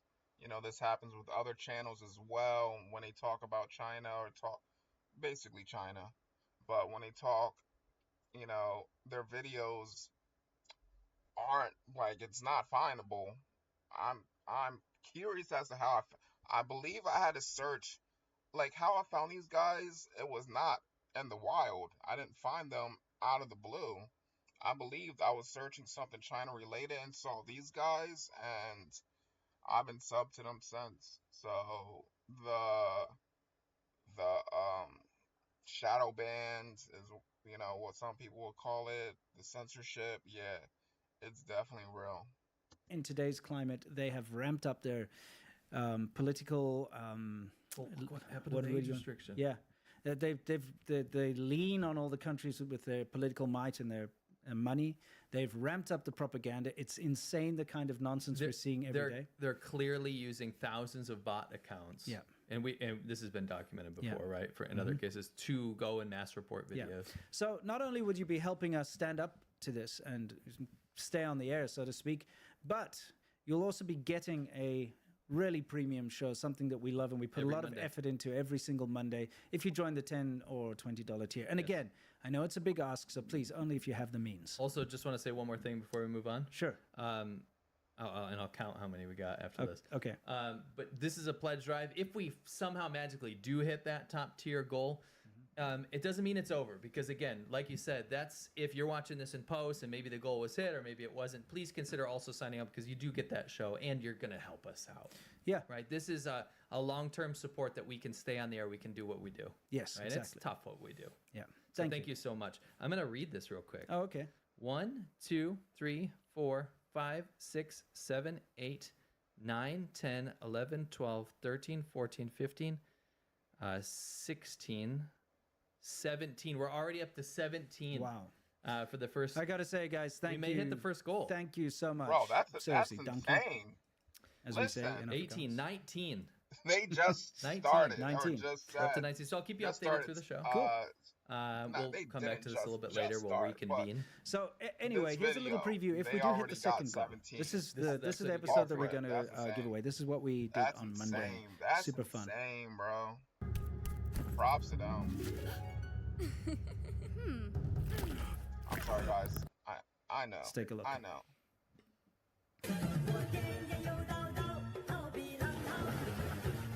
Demon Pig is in your bowl. Demon Pig now owns your soul. Demon Pig is here to stay. Get down on your knees and pray. I'm not even going to read that. Oh, man, that is rough. Can't believe you didn't see that already. Yeah, exactly. Yeah. Public demonstration of affection. That's hilarious. Will not be tolerated. Enough said. This is so sad. There's got to be a new day or something. There's got to be a new day. Go and poop. You can still spend time with your loved one. Shitty mom. Throw food in the trash. That's wild. That's wild. We're getting onto the final level. Are you ready? Yeah, I suppose so. Is our audience ready? So in that episode, what we did was we doom scrolled the Chinese internet. Yes. And then did tier 1 through 5. Tier 1 was relatively mild, and then tier 5 was absolute absurdity and insanity. So we went through the Chinese internet, and you doom scrolled with us. It was a lot of fun. It was super fun. We had a good time. And of course, if you'd like to join up, feel free, and you'll gain access to all of our 170 plus. I have to say something. What's that? We just hit 25. We just hit goal 1. Goal achieved. Okay. Wow, that's incredible. Where is that? I've got to find my little goal. I will be putting in the. They already hit hangout goal, stream. bro. So we That's will be around Christmas time. We will have a holiday stream hangout with you guys. Probably crack some beers. I can't wait. It's going to be a lot of fun. Better be some eggnog over there. Okay, well, if you want eggnog, You I'm gotta- not a big you- fan myself. You're gonna have to try. It's very filling. Yes, well, I got some It's very eggnog. rich. It's gonna be super fun. Yes. We already have some things planned to make it special. Thank you very much, everyone, for helping us hit that first goal. And keep the goal going, guys, because Yeah. we're going to be reconvening and checking out, see if we hit that second goal. Thank you so much. Thank you. And time to continue with the show. Okay. Yeah, this was the doom scroll one. This is if we hit the second goal. That's what you'll get. Okay, now this has gone viral because I'm not sure if you guys know, but right now China is throwing its toys out the cot. Is that what you say in toys out the cot. in America? I've heard it. What would you say? What do children Having a tantrum. No, I know that, but like, what kind of a bed do children sleep in? Little kids. Crib. Crib. So would it be throwing your playthings out the crib? Yes. Yeah. All right. Something like that, Toys. right? Toys out of the crib. Okay. Oh, so that's the okay. definition. So that's what China's doing. So basically, what happened is the new prime minister of Japan, the new female prime minister, is really cool and badass. She said that if China attacked Taiwan, that Japan might have to intervene militarily. And that's all she said. She is. Because that's what friends do. That's what good neighbors do. If someone attacks your neighbor, you help them out. Taiwan has good relationship with Yes. Japan. Japan is allied with the U.S. China really went ballistic over these comments. Oh my God. They have. I've been combating this every single day on X, but the Chinese embassy, all Chinese officials, Chinese military accounts, everything have been posting these non-stop, very aggressive, Japan will be destroyed, beaten into the dust and all this kind of stuff. If Japan even tries... Listen, the Japan hate from China, unresolved trauma, bro. They got unresolved trauma for what has it been? More than years. Has it been centuries? Or sorry, has it been decades? Absolutely insane. Their hate, their disdain, they're teaching their hate to their children in schools. They're teaching them to step on Japan's flag in schools. Like the children have to step on the flag before they enter the schools. China, bro, get it together. Y'all, I understand like what happened. If for no one that understands what happened, do your research. I don't want to get into it right now, but they are just carrying this hate for years, and they absolutely just believe wholeheartedly, fully, like Chinese people will show disdain to Japanese people that are traveling. Like if a Japanese person is traveling, is a tourist in China, and a Chinese person can tell by their accent, they will just show the utmost disrespect to that person. And years have passed. It basically just comes out to me as children still angry. Like no one's gonna grow up. No one's going to forgive. I guess I'm not the right person to. Although Black America, but I'm just saying, it just doesn't make sense to me. Japan must rescind their remarks. Japan must take back what they said. They will suffer. It's been the most ridiculous, crazy tantrum I've seen. It's been a very long time. And, bear in mind, I was in China for 2 massive anti-Japanese riots where they were smashing shops and turning cars over and all of this kind of thing, which I witnessed with my own eyes. The government can turn on this anti-Japanese rhetoric very quickly. And it's gone. You can make serious money streaming with Rumble Studio. How? Here's how. What are these ads? Start earning on day one. A guy can't even watch for ballistic. At least so, as part of all this fallout, straight. You've got over here, you've got the information, right? Yeah, I'll read it. Okay. A video of Masaki Kanai, Director General of the Asian and Oceanian Affairs Bureau of the Ministry of Foreign Affairs, bowing to Liu Jinsong, Director General of the Department of Asian Affairs of the Ministry of Foreign Affairs, as they were leaving the Chinese ministry after their meeting there on November 18th, has gone viral on Chinese social media. The video will show Liu donning a Zhongshan suit and talking down to Kanai with a stern gaze while keeping his hands in his pockets, presenting to viewers an image of Japan being humiliated in China, proudly achieving a victory. So first let's show it, and then I'll explain the actually. Yeah, let's take a look. So it looks like he's bowing down. So the guy on the left is Japan. Yes. The guy on the right is China. Honestly, just look at this guy, though. Just look at his body language, his demeanor. He already feels superior to this man. He you can already tell by his body language, he absolutely feels 100% superior to this man. And this man it looks like he's showing respect. It looks like he's doing what the culture normally does, which is bow. But wow, I'm just disgusted. The guy on the right's just being very rude and impolite. Yeah, see, with his hands in his pockets. Yeah. Okay, so that went viral. Now that particular picture of the Japanese official bowing down there was turned into cartoons, turned into memes, turned into big. It's like finally, it's like we proud Chinese, Japan cowers beneath our might type thing. Yeah. That was going everywhere, along with all these official, statements from the government saying that Japan will suffer if they try.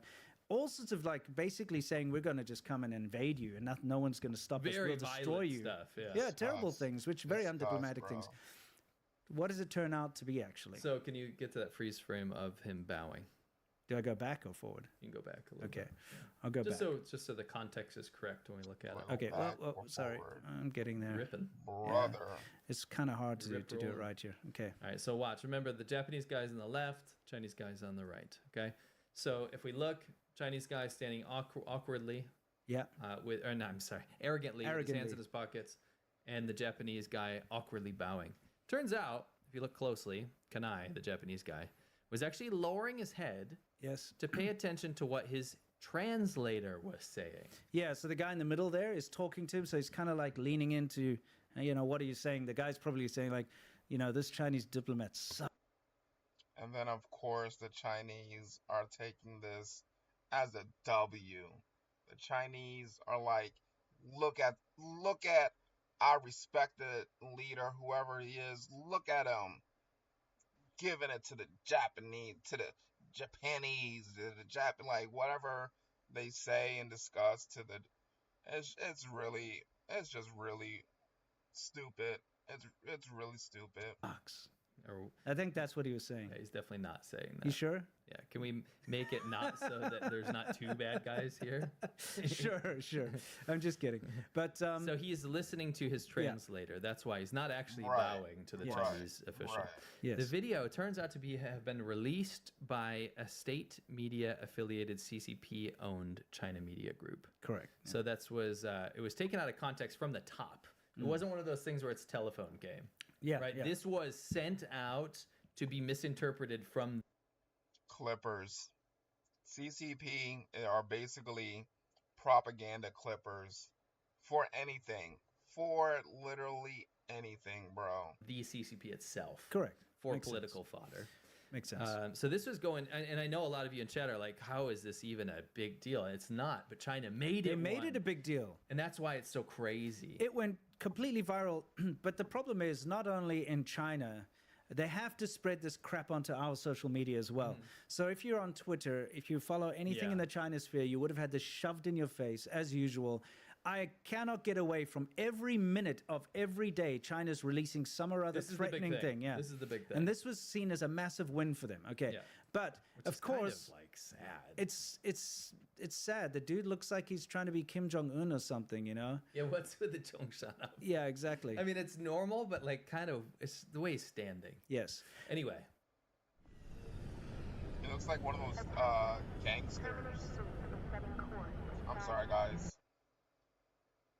They cut it in order to try and make it look like it was humiliating. But of course, Chinese dissidents are using AI to fight back. And this is what the kind of thing they're putting out, which is pretty hilarious. This is my favorite part. They're using AI. Yeah, they like to make new scenarios. Normally we don't support AI, but that's why we labeled it. Yeah, exactly. This is my favorite. That's why I had his hand in his pockets. He proposes to it. Yeah. It's my absolute favorite. Okay, that's yeah. That's pretty funny. Yes. Here's the thing, guys. You cannot take China seriously. Okay, when the Chinese embassy and the Chinese officials are out there threatening Japan and putting out these horrible statements, which in fact we've got a couple to show you. Things like this.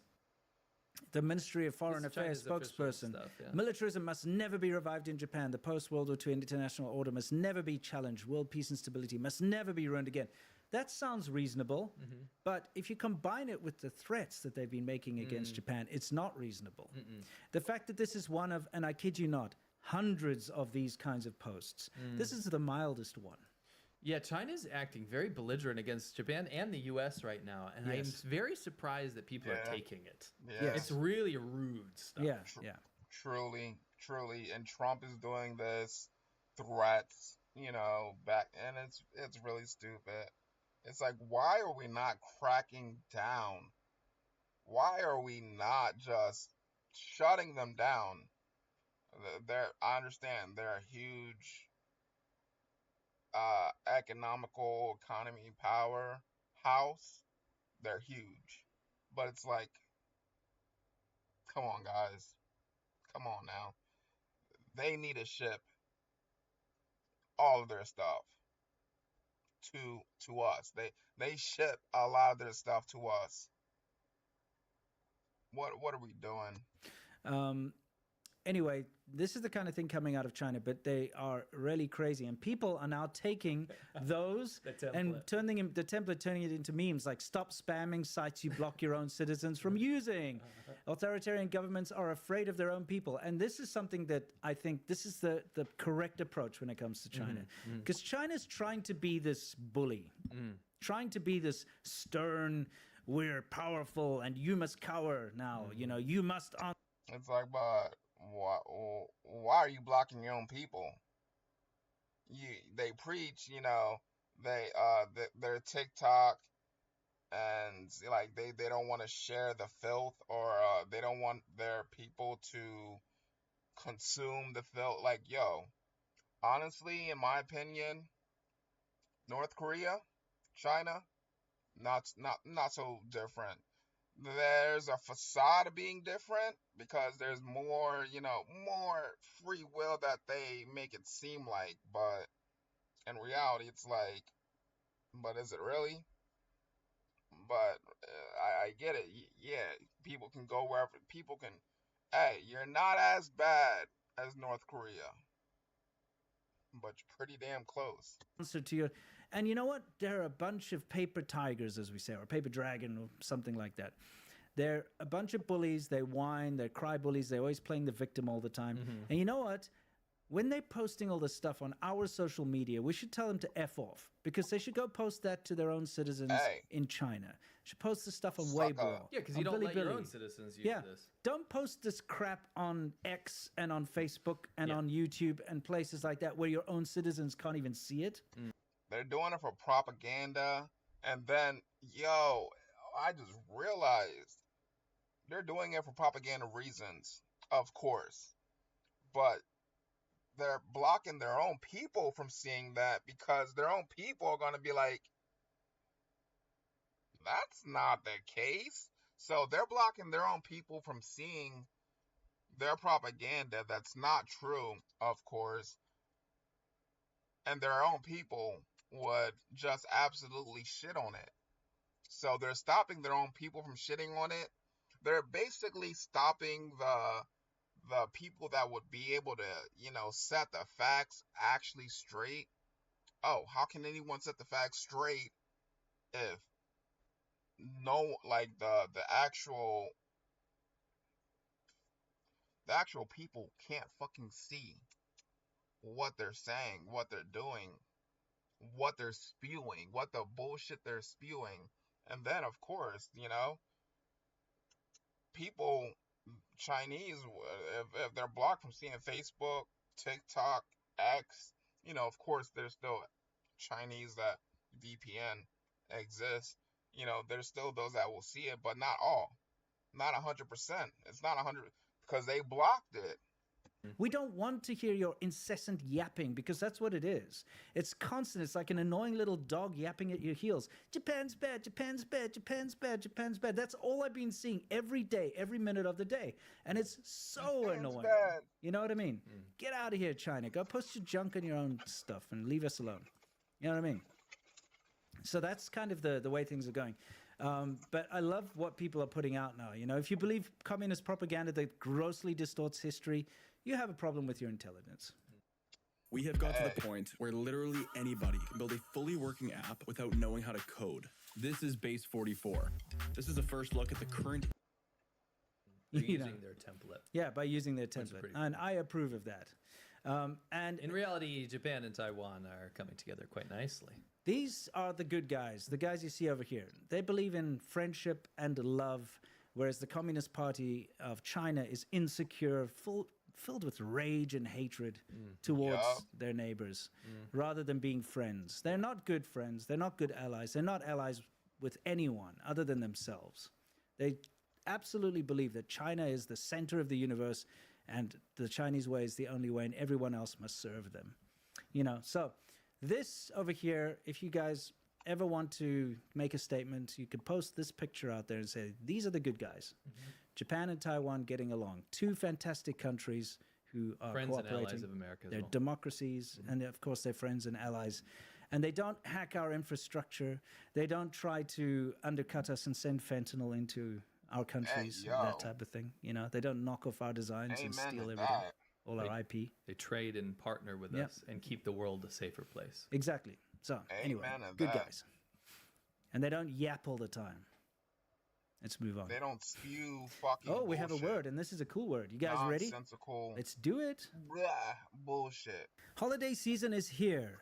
And what better way to celebrate the holiday than giving the gift of giving? Because giving is cool when you're giving and getting, but giving is better. We here at the China Show always struggle when it comes to finding gifts for people. I don't like giving something to someone unless it's significant, something cool, something useful, something that they'll appreciate. And that's where Extra comes in. They have incredibly good quality products that I can feel proud to give to my friends and family. Their wallets are second to none. They're high-tech. They've got RFID blockers built in. They're rugged. There's tracker cards. Buy one of those. Well, thank you again to Extra. I absolutely love their wallets. And my favorite thing is that all the leather ones are made in India. So assembled in India. Yeah, assembled designed in India. in the Netherlands. Yes, everything's designed in the Netherlands. It's a Dutch company. All right, now back to Xinjiang. you guys know Xinjiang, right? You asking me? Yeah. You know Xinjiang, obviously. I know Xinjiang pretty well. I think you do, yes. Yeah. We haven't covered this for a while, but, you know, the whole Uyghur genocide denial propaganda thing has resurrected itself again. I'm sure you've noticed. You've got a lot of people saying, don't trust Western media, you know, it's all lies. Just come and see for yourself, right? That's the biggest thing that they like to do. And it's one of those things like, just trust me, bro. You don't actually have to do it. In fact, please don't do it, right? Yeah. And if you do it, you can only go to the tourist sites like the Grand Bazaar in Urumqi or, you know, the Kashgar Old Town or the Hotan Night Market. Or there's a couple literally of spots. Just an effort to whitewash the genocide. Correct. And you'll get people that are like, there's no genocide here. It's all fine. So here's the thing. Occasionally, someone goes a little bit off script. Okay? And this particular guy, his Instagram is SideQuest Living. We got it in the corner there. He is Muslim and he tried to go and pray in some mosques. Because they're all like, oh, there are mosques here and we don't crush their religious freedom. Yeah, so China's narrative is that there are plenty of mosques. Islam is alive and well. We don't put millions of people into concentration camps and force them to do forced labor. Yes. We don't separate children from their families. We don't Google the Xinjiang police files. Yes, exactly. Right? Yeah. All the things that have been proven time and time again. They say no, because look, you can see dancing Uyghurs, first of all. And we look, an American guy, a Canadian guy, a British guy, they all came over to Xinjiang and they say, oh, look, there's a mosque. Yeah. But I'd like to show what happens when you try to go and pray in them. Yeah, exactly. So let's take a look. Yeah, well. Namaz yok. Yok ya namaz. Cuma yok. Ticket. Look at the 70th anniversary. Pray, you can't pray. No namaz. Yok yamaz. Oh. You have to buy a ticket to go in. No, they have to pay to get into a mosque, but I guess we have to do it. Very Never had beautiful, to pay to go in a mosque. Beautiful. Yakşı mısınız? Kandaksız. Yakşı. Bu yerde namaz yok. Yok ya namaz.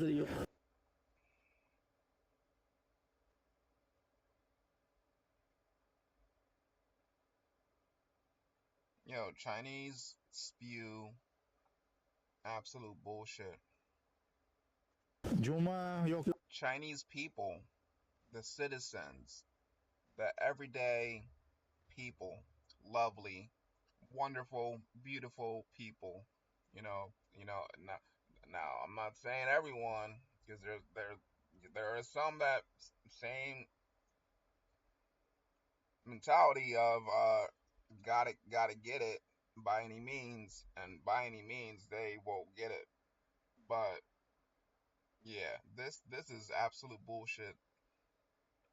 They literally basically enslaved the Uyghurs, forced them to essentially convert, stop them from their religion, forced them, even bragged by saying, yeah, we put them in re-education camps. Slavery. And then they try to spew, no, there's still Islam over here. There's still mosque. Guy, I can only assume comes from the Islamic community or faith, comes to a mosque, has to pay. Never. I've never heard of having to pay to enter a mosque. So that's bullshit. They're using it as a tourist trap. And then he asked every single person there, can we pray? Everybody shook their head. They didn't even say, like, they were probably too scared to say no. They just shook their head. They just said no. نمشي سيات مسجد بو مسجد نمشي كان من يوم نماز يا أويغور من براز أويغور بلمن براز أزرق يا من إنجليزي أنا من كردستان اسمي إنجليز اسمه أنور هارش من Harsh. Nice to meet you. Rahmet, Kosh. Okay, sorry. Look at that absolute beauty of the minaret, guys. If I'm not wrong, this is the tallest minaret in China, anywhere in China. They made a mosque that is basically not in use. And Chinese enslaved and turned their religion into a tourist trap. Shut it down, guys. You can see the minbar over there in the corner. Yeah, it's a tourist attraction. There it is. The wall of tepigs. Oh my god, I'm gonna double down. Oh, let's go! I'm gonna pause it there for a second, guys. Here's the thing. I've seen this before, where they turn all religious sites, churches, Christian churches as well. Yeah, and temples you go, too. Oh my gosh, that's a Christian church. Yeah. There's a cross. Yeah. You go in there, it's literally like celebrating the CCP, and there's nothing, you can't worship in there. Yeah, but it's a tourist attraction. Yeah. You know that famous one they keep showing in Kashgar, that the oldest mosque or whatever there? That's a tourist attraction. You pay a ticket to go in, and no one's praying there. You go there to look around and take photos. You know, they've all become tourist attractions, so they're not actually mosques. It's a husk, just like this. You're not allowed to pray. But this guy went to several. Not just these, right? Not just this particular one. No, because obviously he was like, well, where are the ones that you can pray at? Yes. Is the audio better on the other ones? I hope so. That was pretty bad audio. He's got to learn how to fix that. You know? Maybe that's what he should pray for. Wait, they got to move their bodies. I don't know what he said, but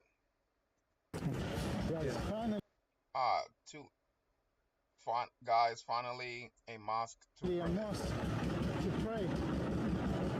Let's not get our hopes up. Hopefully it's open. Yakşı mısınız? Kandaksız. Yakşı? Okay. Namaz? I can pray. Yok. Waving? No. Neymiş kan?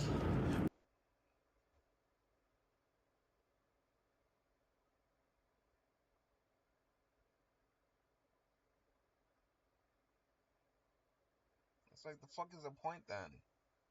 Yok. Ben kalayım en namaz. Yok.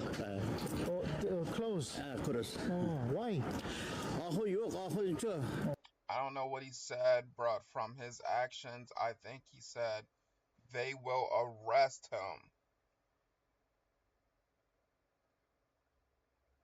Shut it down, guys. China, the whole China, shut it down. I'm sorry. Okay. Salam alaikum. Salam. Okay. Yo, isminiz ismi? Mehmet. Mashallah. Harsh. Okay, koş. Oh, damn. Damn, man. They say no. Wow, man. It's not even their fault. I'm sure they want me to let me, but I don't think they're allowed. Because every single... Yeah, he's saying he would be arrested.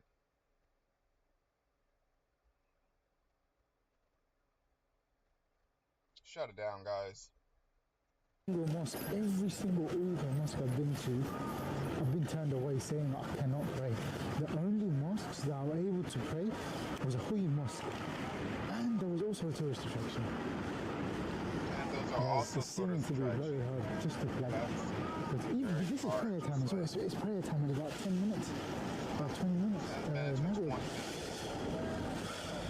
So guys, I don't want to say too much right now. Guys, finally found a masjid.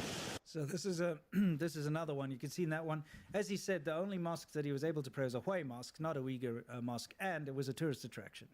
So it's, imagine your church is turned into a tourist attraction, and then they tell you you're not allowed to, you know, read certain verses from the Bible. You're not allowed to do this. You can't even worship. Yeah, exactly. I'm just saying, like, I'm putting it into yours. If you go to church, imagine the government comes in and says, okay, you're no longer allowed to, you know, read these parts out of the Bible. You now have to put up a picture of Pol Pot, and you have to, you know, praise him instead. And by the way, we're just going to have tourists come in here and take photos of you while you're having your sermons. That's pretty much what they're doing. Yeah, except most of these mosques don't have service. Yeah, period. they don't. They're gutted. Absolutely. They're not even being used. Well, I mean, he couldn't get into any of these Uyghur mosques. Let's see his third one here. And I think it is open. So let's see.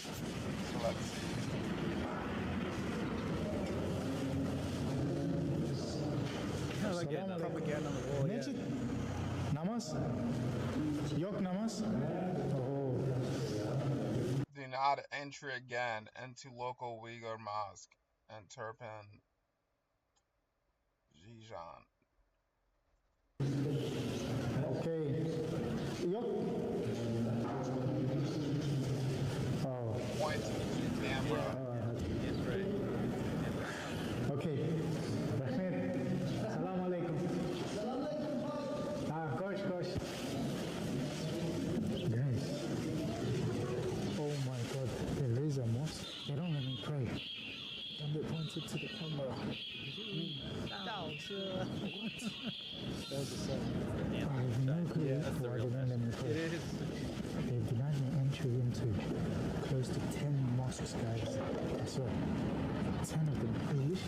There is prayer going on, but they won't let me in. They all look at me helpless and they're like, oh. And they'll point to something. Yeah. I'm gonna go home, guys. I'm gonna go home and pray. So yeah. He said he's gonna go Yeah, okay, so there we have it. When they say come to Xinjiang and see for yourself. No, he did. Yeah. What they did. actually mean is come to the tourist sites, watch the happy dancing Uyghurs, and make a video to say that there's no genocide. But, you know, they are so tight and controlling over what people can do as far as religion is concerned there, that they won't allow the prayers. They've arrested people from, remember, having prayer study together, arrested people from reading the Quran, you know, or listening to religious sermons in someone's house. Yeah. You know, so... Children. Absolutely. They arrested children for reading the Quran, banned verses and things like Yeah, this. exactly. So literally, Google the Xinjiang police files. It's haunting. Yeah, it's Haunting. terrible.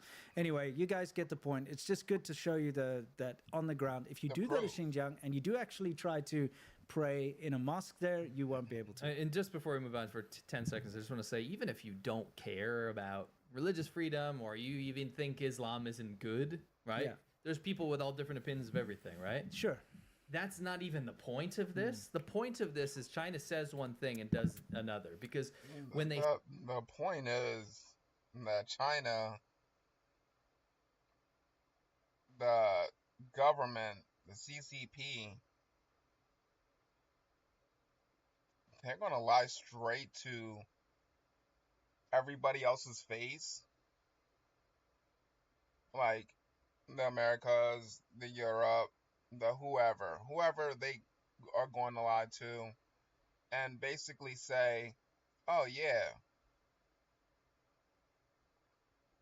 there is freedom. There is freedom of religion. There is freedom of speech. There is, but there isn't. But they're lying. And aren't they part of the UN? Or what is it called? What is it called? Say something, they usually have nefarious purposes. Yes. China lies to your face. So use this analogy and copy and paste it to anything. Correct. Yeah. All right, guys, let's move on to Soft Power Hour. This is where we talk, it's the main part of our show. We talk about how China is trying to change your mind. What do we got? Oh. So, if you didn't catch that, this woman is filming this. It's a fire at a chemical plant. Yep. And a guy says, don't film, you know, Burumpai, don't film. So she says, who says I can't film? You'll see. Our chemical plant is on fire. Somebody say chemical plant. Oh no. No. Sonic. No, Sonic, no! Yeah, the United Nations. Sonic's up to his usual stuff again. Sonic, stop it.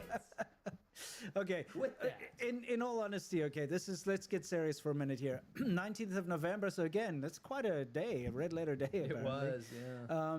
In Anhui, in a place called Huangshan, the city, this big chemical plant burst into flames and exploded. Can you tell us about it? Yeah, so Anhui Xinyuan Technology Company, they make epoxy and active diluents and resins, and they're using products like floor coatings, adhesives, composites, and electronic materials. Yeah. So this is a leading manufacturer, by the way, in epoxy stuff. Right. Blew up. Yes, now, I wanted to, you know, with all the parody aside and all this no Sonic no stuff aside, even though he is responsible for all this stuff. Not. I'm kidding. He's not responsible. And I say that because we have said that Sonic is a CIA operative. Yeah, that's right. So it is not true. Yes, of course. This is definitely, I'm going to say this is most likely disgruntled employees. Yes. And you won't believe how many factory fires we've had. Oh, yeah, we're going to get into it. Wow. Crap. We didn't realize. We cover this almost every week. There's a new fire or whatever, but we've uncovered something crazy. But I just wanted to go back to the original thing, which I've translated here. And the guy definitely says, no filming. And she says, who says I can't film? And wait for it. So the guy says filming it will damage the image of Huangshan City. What he means is China, right? Yeah. It's like our city. If you film it and people see it, it's going to make us look bad. Yes.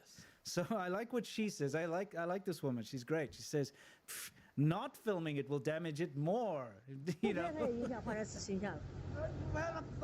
And he's like, don't film. You know, that's the priority. The priority is not like, hey, you know, let's fix this or this. It's, hey, we got to keep an image. And all of these media platforms that we are banning you guys from seeing, we got to make sure we keep an image to them, though. To them, though, that we are good. So we can't show any, it's like, it's fucking stupid because buildings catch up in flames every single fucking day. You guys are worried about the wrong things. A building is going to give a bad image to the, like, I don't know if, hopefully the next generation, once, you know, it's messed up to say, but once this old generation goes, hopefully this next generation will be better. Hopefully they don't keep this same need of just basically stupid validation. Cause why? It's a fucking building, guys. Why do we care? It's not, there's never been a building there's never been a building catching on fire that made America, like, oh my goodness. I mean, the 9/11 happens. I'm pretty sure that didn't make America look bad because 9/11 happened. But if that was China, they wouldn't want that to be shown because they'd be like, no, we our terrorists just attacked our buildings and destroyed our buildings. It's gonna make China look bad. Don't film, guys. Their reasoning, their thought, their logic is just so out of this world. It still goes back to the samurai and honor days. It's like everything's dishonorable. Don't film this building catching on fire because it is dishonorable to China. Fucking. This is a problem, or oh my goodness, this is bad. Let's call the whatever. It's like, don't film it. Yes. That's the number one priority. It's not about safety at that point. It's about image. And that's how China operates. Don't film things. Don't let people see the bad side because we're telling the world, we're telling the rest of China, we're telling everyone that everything's great and we're better than everyone else. So if you show our flaws, it's going to hurt us. Don't do it. Yes. Isn't it crazy? It is. It's also crazy how much this has been happening. Yeah. Now, if we show you a chemical fire, what you just said about all this stuff, about how they're trying to stop showing it and all this kind of stuff, there's a reason they're trying to stop showing it. Mm-hmm. If I was to ask you, how many factory explosions do you think China has every year? I mean, maybe you would come up with 1, 2, and that would be big news, No, wouldn't it? I'm just saying, like, considering that on our show, almost every week we can show maybe I'm 3 to saying 5 examples. If you were not familiar. But even based on our show, I would say maybe a couple hundred. There you go. Right. I'd say a couple hundred. You would say that. The average person would probably say a couple because the biggest epoxy factory or whatever catching on fire or blowing up, or that massive one that happened in Shandong. You see footage like that and you go, that's a major event. Right. Until you realize, you start digging through Peking University's slides. Okay, so this is a 2024 report by Peking University, which is like the Harvard of China. Yeah, so in this one alone, right? So in 2024, there actually were, it turns out, 23,000 factory fires in China. 23,000. And you can just run the rest. 23,000 factories burn in 1 year in China. That's insane. If you run like a model, right? Because they have not 23. 23,000. That's fucking wild. Now stop talking about this. So right? that was 2025. So 2024, right? Yeah. So that's actually official from Peking University. Their study said 23,000. Yes. 2024, it's definitely, I mean, 2025 it's definitely been more. Actually, yeah, and China News Online, which is state media, actually linked all the sources below. So you guys can go you can go those look at the websites. sources, right? Hopefully people are archiving them so they don't pull them. But anyway, so...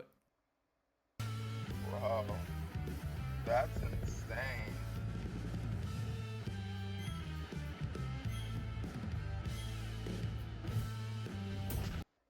When you look at that, you have to base your model. So if you run like a model, right? Yeah. You're going to only be able to run that off of the previous year's data or previous experiences data because they're not counting anymore. Sure. The Chinese government doesn't seem to be wanting to put out any information for 2025. Of course. Dude, it's just like they stopped reporting their unemployment, youth unemployment. Same reason, right? So it's looking like between 20 and 25,000 factory fires in 2025. I will say the footage that we have seen about factory explosions have been way more. Oh, it's ramped up. If you use an estimate, a model of not just fires, but actual explosions, like actual factory explosions. Yeah. Put in the thoughts. That's another reason why they block Chinese citizens. They try to block the entirety of Chinese citizens from Facebook, Twitter. They create their own and say, use these. It's so this crap doesn't get to us. If literally they didn't know about VPNs, they didn't know about that crap, they would be completely blocked to us. We would not know anything about them. They would not know anything about us. And the only thing they would know is what they're being taught by their government, by the schools. Sounds a lot like North Korea, but I digress because they're not North Korea. You're looking at more like 600 to 1,500 explosions just this year alone. That's insane. You don't have 1,000 factories blow up normally. No, that's not normal. That's insane. Look, it's absolutely a combination of China's terrible safety standards, absolutely appalling safety standards, which we've seen with our own eyes. I mean, look, when I left China in 2019, that was 6 years ago, people say, oh, it's a long time when it comes to China. It's not. It's still the same because we see all the same clips coming out of China now. But even then, I saw the most appalling safety standards in a first-tier city, Shenzhen, where people are, using cutting wheels without any goggles or shoes, and they're welding without welding masks, and just stupid things like that. But just fire safety, doors being locked with chains, that kind of thing. It's horrific. That's why this happens. That, and of course, the massive amount of disgruntled employees these days who are not being paid. Yeah. It's a bad combination. I do want to say these are estimates, right? But based on their 23,000 factory fires in 1 year in 2024.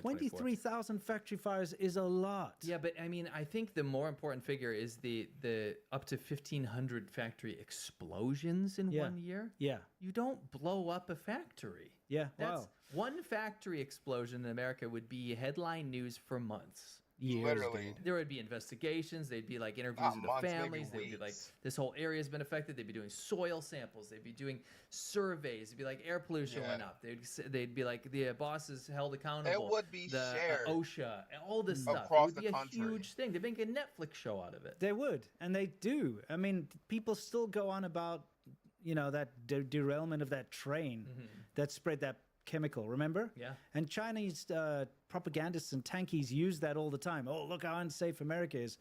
23,000 factory fires, 1,500 factory explosions in a year. I mean, and I know, I'm trying to figure this 23,000 estimate because it sounds crazy. That ends up being like 64 a day, right? But what you have to understand is that China is the biggest manufacturer in the world. There's 1.4 billion people. Right? Yes. So you have probably a little less, about 1.2, I'd say. Maybe 1.1. Maybe. Yeah, definitely not some stupid low number that's been going around. Rumors. People ask me, they're like, oh, they're underreporting. They're like 500 million or whatever. 500, 500, like rubbish. Shut up. Yeah. Okay, I saw with my own eyes that there's 1 billion plus people there. Okay, Don't come at me with these lowball numbers, your conspiracy theory garbage. Take that stuff and go do a breathing exercise with it. Right. Anyway, whatever that means. You know what that means. They have over 1 million factories. They do. Okay? They have over 1 million factories in China. Correct. So if you think about that, then the numbers becomes crumbs. Yes. Peanuts, right? Yeah. 23,000. Yeah, I mean, it's not an insignificant number. No. But what I'm trying to say is it's you can start to fathom it, right? Sure. So you're having these factory explosions across the country. They look like they're ramping up. China's stopping counting them. And you have to start thinking about this logically. You have to say, what is the real situation on the ground in China? Yeah. Then you start looking at reports and you say, wow, China's investment's at an all-time low. Yeah, external investment into China. People are seeing this stuff, right? People are putting 2 and 2 together. They're watching economists in China say, yeah, there's no way our GDP growth is 5%. Sure. This is like a baseline figure that we use to kind of base like what we want it to be off of. Yeah. Then you have the people looking at studies on the lights coming from factories, electricity usage in areas, nighttime satellite footage. Yeah. And all this stuff starts to add up. And what you have, especially when you add in factor in the unemployment figure right now, which is through the roof in China. Sure. You're looking at a situation where China has lied for so long that they started to believe themselves as a wealthy country that commands the world's economy, when in reality it doesn't. Correct. And unfortunately, it has duped many people around the world in companies, in governments, in leadership positions, normal investors. Yeah. They have read these reports and they say, well, China must be like my country. It must be one of those countries that puts out these statistics, and I can look at them and I can say, wow, I can trust, they have their head on their shoulders. And then you start to think outside the box a little bit. And you say, all of this propaganda that they spend billions of dollars on to tell the China story well propaganda campaign from the central government. Why are they spending billions of dollars shutting down speech from people that are critical of the government? Yeah. Why do they spend billions of dollars trying to go on your TikTok and Instagram feed to tell you that China is the most investable country and it's very wealthy and it's better than yours and your country's flying living in the future?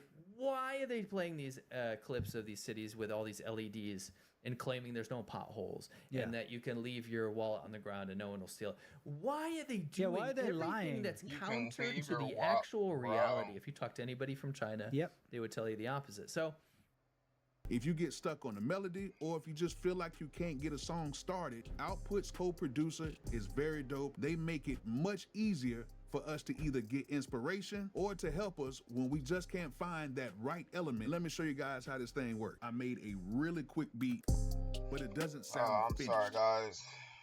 you start to put 3 and 3 together. Sure. And you say, all of this is to keep China afloat because they're having a very, very difficult time right now. They absolutely are. You don't have 1,000 factories blow up with disgruntled employees setting them on fire. You don't have 23,000 factory fires a year. Yeah. You don't have the economy saying it's 5%. You don't spend billions of dollars on external propaganda and internal dissent control unless something is very, very wrong. Yeah. And then you can zoom out all the way and you can make your conclusion. You say, all of this is because China completely relies on the rest of the world to exist. Correct. Without external investment and without being able to steal the IP and so on, they would not be anywhere right now. They'd still be in a very bad way. Now, this picture behind us, just wanted to remind you, this was a fire at a poultry factory a number of years ago, which killed 119 workers. 113, yeah. Was it 100? I think it was 119. Oh, either way, it doesn't matter. I said that fresh number in mind because I looked. Yeah, because the all of the exits were blocked. There was only one door that people could escape out of, and you had so many people in the factory and they couldn't escape in time. So 119 people died in this particular factory. Oh, you're fire. right. I think it was 119. Yeah. And you know, it's just the safety standards are horrible, and not much has changed since then. Another couple of years ago, 38 people died in a factory fire. Lots of people die, and a lot of it's underreported, or they don't want to report it. It's absolutely terrible. I used to train doctors, and as part of that, I used to go around to different hospitals.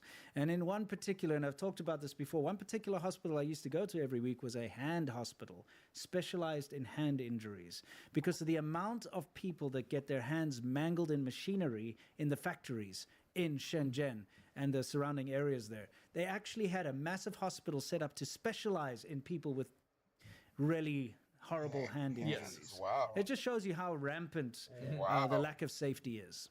Anyway, let's move on. We wanted to show you this, and we forgot to mention when this happened about 3 weeks ago. 2.5 weeks ago now, this S41 highway in Yunnan, China was... It builds really good roads. It must be, it must be really Yo. nice. Oh, yeah. Must be nice to live in a real country. Forgot about that for a minute. China builds things so fast. I'm so jealous. Yeah, exactly. Dang. That's a great little highway. And this, wow. This is a brand new mall. So this is a couple days ago, right? This mall's ceiling fell down. Okay. Injured 8 people. Do you know how long this mall was open for? How long? 3 days. 3 days. 3 days. So this brand new mall is just open. It's been operating for 3 days. The ceiling collapses and injures 8 people. Tofu drag? I mean, that's the problem is you can see how flashy it is, right? It looks all flashy and it's got marble floors and it's got all the LED lights and everything. It looks nice and fancy. But after 3 days, the ceiling collapses and injures 8 people. That's the problem with Chinese construction is all the shortcuts and the tofu drag stuff. It looks good because they build it new. They don't maintain it. It won't most places remain don't have looking new good. stuff, Yeah. So it's new. Your city or your town probably has stuff from like the 1800s or at least like 1910 or something. You got old buildings. So when you see flashy new buildings, you're like, wow, they're living in the future. No, they just built something new. And guess what? It's not good. And isn't there a thing where buildings gotta be demolished?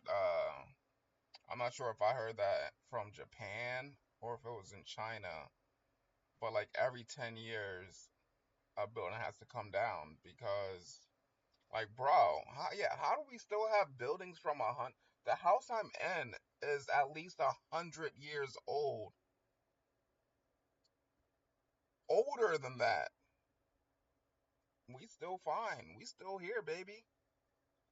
It's quantity over quality, right?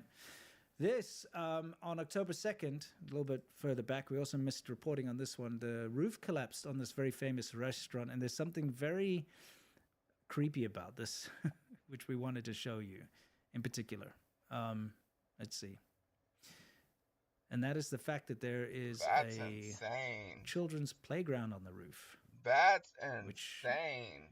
I'm not sure if it's related to the restaurant or if there's some kind of daycare or something there, because it could be a multi-purpose building. But man, is that creepy. Take a look at that. Would you want your kids playing on that roof? No. It doesn't look like there's much of a barrier. I wouldn't want my kids playing on a roof, period. It looks a bit sus. Never mind the fact that the roof collapses. So, I mean, I think that's probably the biggest part of this. But still, like, doesn't that just look like a disaster? It looks like a disaster waiting to happen. Why is my kid on a roof? Wow, you know? Like, hey, Timmy, stay away from the edge of the building, you know? Collapse is part of the playground fun. Yeah, exactly. Wow. Come collapse with us. Correct. Come to the Lian Yungang restaurant in Jiangsu province in China. That's us. Yeah. Anyway, just once again, it just proves that you cannot trust the build quality in China. And you don't want them constructing your bridges or your buildings or anything because this is the result, unfortunately. Yeah. So, have you got an update yet on our thing? I do. That looks insane. Insanium to the cranium.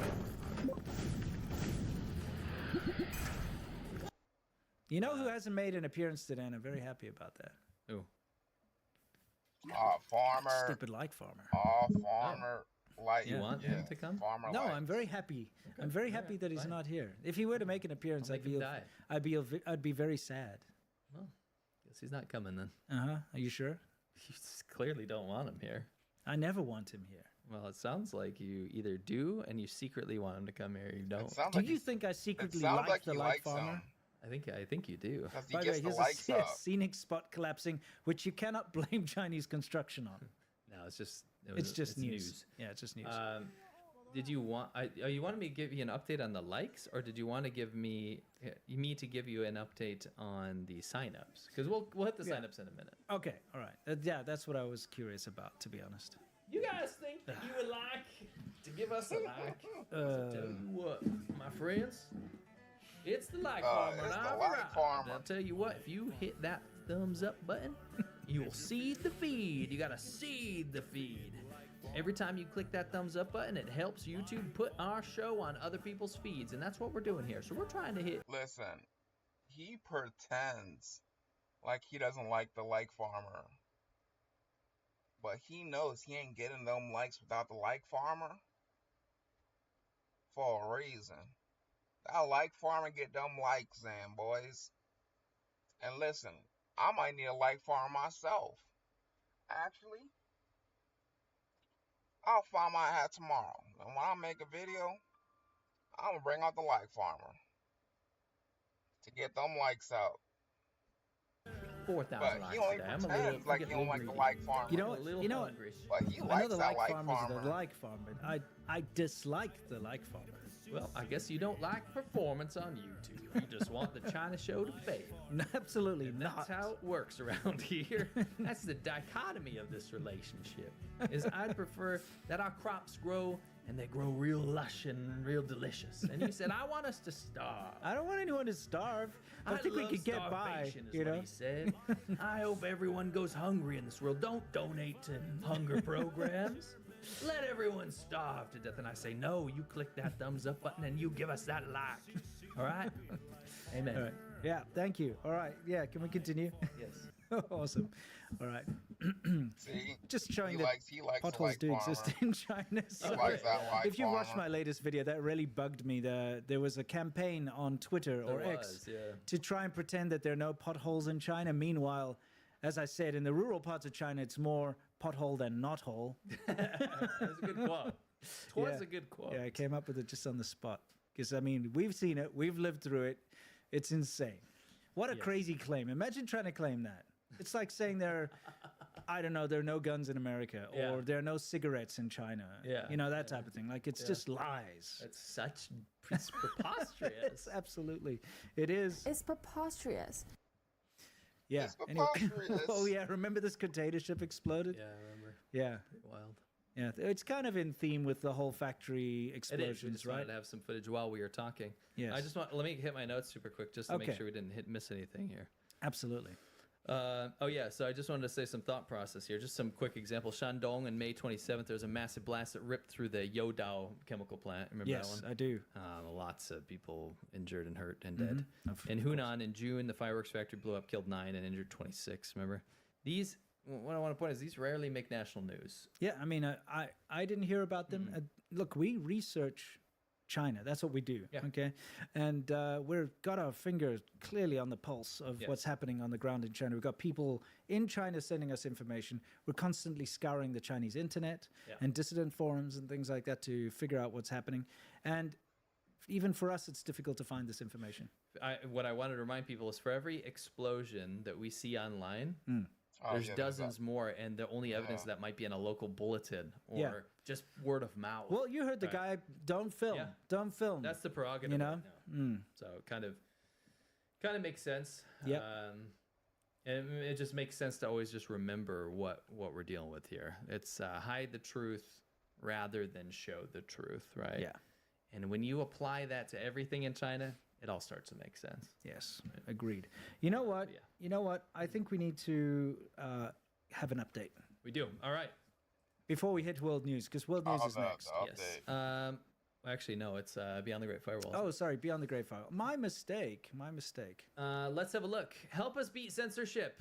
Remember, we were age restricted last week. If you're just joining us now, we were age restricted last week for showing a bridge collapse. By the way, they didn't hit us with age restriction for the bridge collapse. It was for another reason.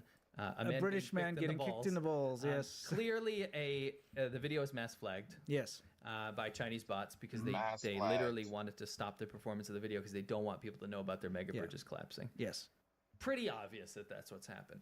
That means that we need your support. The best way to do that is that most of the money on Patreon, if you sign up, goes straight to us. Yeah. It's the way that you can show your support, and we have an extra show every Monday. That way we can, and we explain this to our patrons every Monday.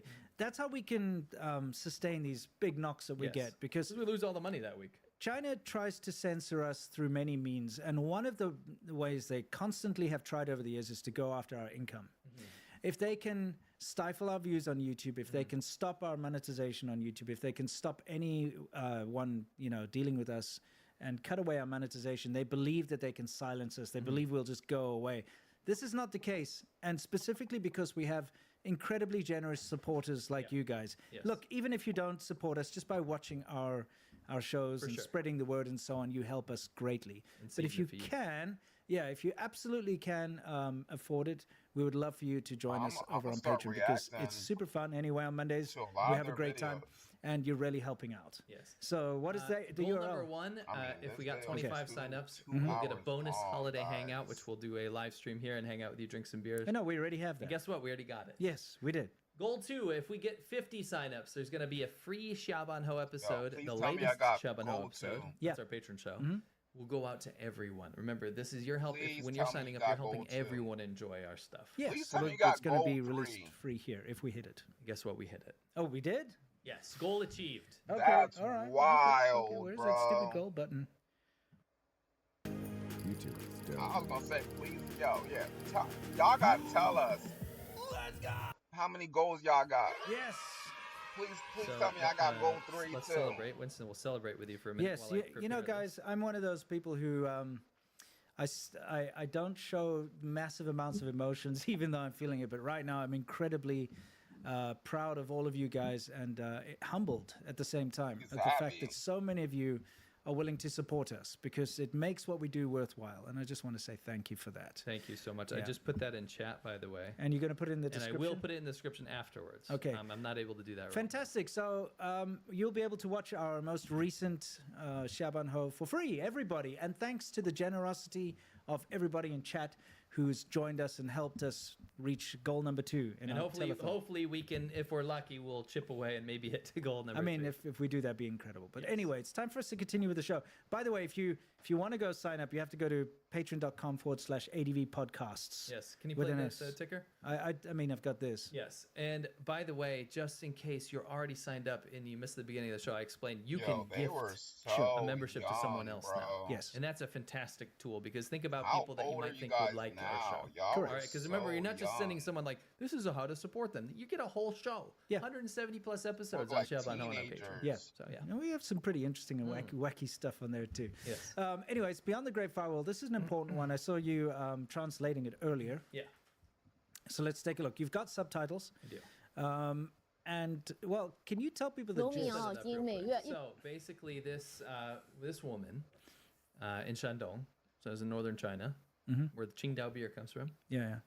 She wanted to see like the average person who gets a pension from the government, so someone who's retired. Yeah. How much do they make, and how much are they able to afford on that pension? Because remember, China is the People's Republic of China. Sure. Right. The People's Republic of China takes care of its citizens because it's a communist country. They have communist benefits and social safety nets. That's what dumbasses in the West think who are like in college and they wear Che Guevara t-shirts. Correct. Yeah.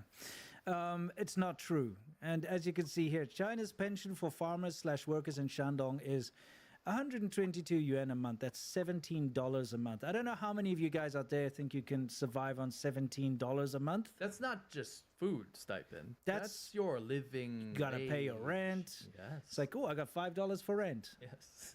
I mean, it's just laughable. What are you going to rent, a cardboard box? It's just laughable. I can't even buy a cardboard box big enough for me for $5. Yeah, from like USPS or yeah, it'll be $27 or something.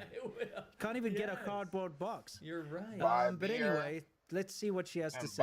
22块钱，平到每天是4块钱。我们来看一下这4块钱的购买力到底有多强。你好，大爷，打扰您一下，方便问您几个问题吗？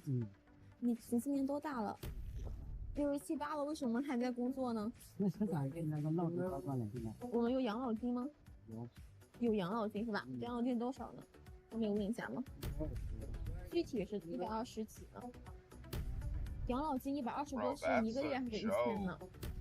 大爷，您之前是干什么工作的呀？后面买肉了，今天买一点奶条和鸡蛋。Okay, so now, by the way, she was like, you mean 120 RMB a day? He's like, no, a month. I'm gotta say that I don't think she realizes how dangerous this is, what she's doing. Well, don't point that out. We want people to do of course, this kind of she's doing the right thing, but she's got balls, is what I'm saying. It's because good. It's brave. You know, to actually just, and this isn't even like an expose. This is it's just literally normal stuff. You know, talking to an old dude who's a street sweeper, ask him how much he makes a month on his pension. That shouldn't be controversial. That shouldn't be a jailable offense. No, but it is. It is in China. You can get into so much trouble if this spreads, you know. Think about Hu Chenfeng. Yes, exactly. This is what he did. This is what he used to do. Well, so she's gonna go try. I have to just applaud her courage. Me too. Me too. Know? Absolutely. So now she's going to see what she can get in the shop for that amount. For her 4 RMB per day. What? 4 RMB a day. 先来看一下面条。900克的面条是3.9，我们再看一下，500克的话是3块钱，这个还比较符合我们的预算。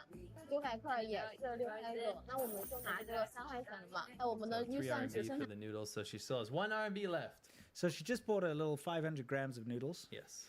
And that was 3 RMB. Okay, what's she going to get with her 1 RMB? 1块钱了，我们来看一下蔬菜，西红柿是4块9毛8一斤，我们挑一个最小的，看多少钱。对抗了西红柿9毛钱，我们预算还剩下1毛钱，买鸡蛋看一下，鸡蛋2块9毛8一斤，我们称一个鸡蛋看看。Yeah, eggs are very cheap in China. 鸡蛋是3毛5个，今天的挑战已经超预算了。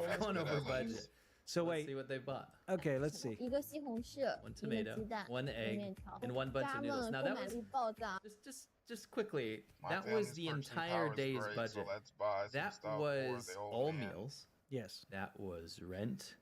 That was everything. I gotta say, first of all, yes, you have to cook those noodles and you have to boil water. How are you going to do that? You need fuel, whether you're using an electric kettle or making a fire. I mean, give me fuel, give me fire. Yeah, you need a pot or a pan or something. For sure. All of these things. Yo, these ads are out of pocket, bro. That's probably what you desire. Yeah, I mean, quite honestly, though, do you see how desperate it is? Imagine you had, what is 4 RMB? In 60 cents. 60 cents a day to survive? But including everything, like you said, not just food. No, she's just showing an experiment of how much food you could buy. Yeah. That's it. It's insane. It's insane to think that China's lifted people out of poverty. You know, you see that stupid stat thrown around all the time, 800 million people lifted out of poverty. I mean, if that's lifted out of poverty, then I don't want to be lifted out of Chinese poverty. No, exactly. In China, just the benchmark for poverty has been lowered so far down. And the official stats, something like if you earn $700 a year, you are no longer impoverished. You're no longer severely impoverished, so they can check you off as not being poor anymore. That's the socialist paradise that these streamers that go into China talk about. How amazing of course. it is. Isn't it amazing how well they take care of their people? Yeah, it's incredible. That 70-year-old men have to sweep the road. Must be nice to live in a real country. Sorry, yeah. So she's saying my purchasing power is very good, so let's buy some stuff. Yeah, which is really nice. 阿姨帮我称2斤5块肉，谢谢阿姨。 pork. That's super 我们 nice. 再来买一包鸡蛋， A whole bag of eggs, which is great. 肉蛋都有了，我们再去买点奶，我们再来拿一箱纯牛奶。大爷，给您买了点东西，请您一定要收下，早点下班回家休息。 Home early and rest. Thank you. 没事。 You're welcome. Hopefully that lasts them the whole. I don't want to be adding her to this, by the way. No, and we should. 2 weeks. Hopefully we don't. Yeah, have to. we don't have. Fu Chenfeng did the same thing on the Yes. left there. He has suffered digital death. They've wiped his existence off of the internet. Correct. They've demonized him. He is now an enemy of the country. Yeah. He did just for trying to help. He did the same thing. Think of that, guys. He did the exact same thing. People and spread the truth about people's living standards. He was a patriot too. He was not anti-China. Yeah, that's the thing. He was a nationalist, and even he got nailed. Yep. And we all know Peng Shuai. Tennis player. Yeah, She hasn't disappeared. been seen or heard from since 2022. Exactly. Just So we always to have that wall of digital death, and this is just a little reminder of how a lot of people have to work in China. yeah, you know, some of the working conditions people have to put up. But bear in mind, it's freezing cold there. Yeah.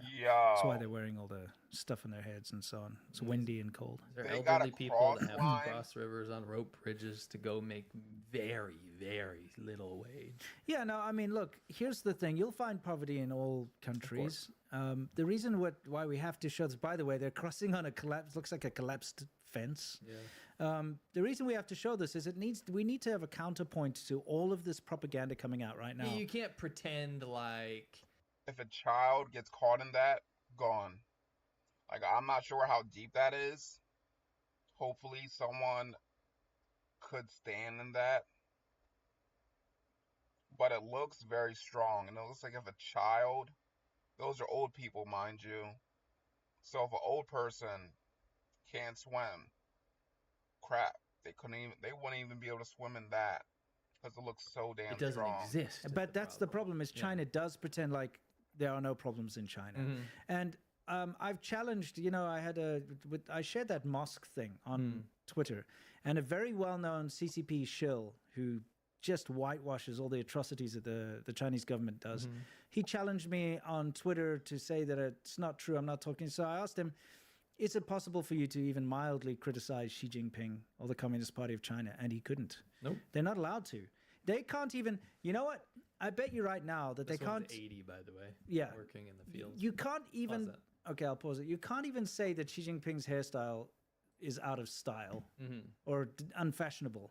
You can't say anything like that, right? If you can't do that, then that's a problem. No. North Korea, China, North Korea, China. Oh, imagine you're living in a country where you can criticize the West all you want, and you can say how bad America is with You're homeless supposed to. people. That's what you do. But you can't even say that Xi Jinping's hairstyle is not to your taste. You can't even say No, that. you'd get in trouble. Yeah, you can't say anything bad about the CCP. You love this, by the way. What's this? This is homeless people. Oh, yes. You don't love that.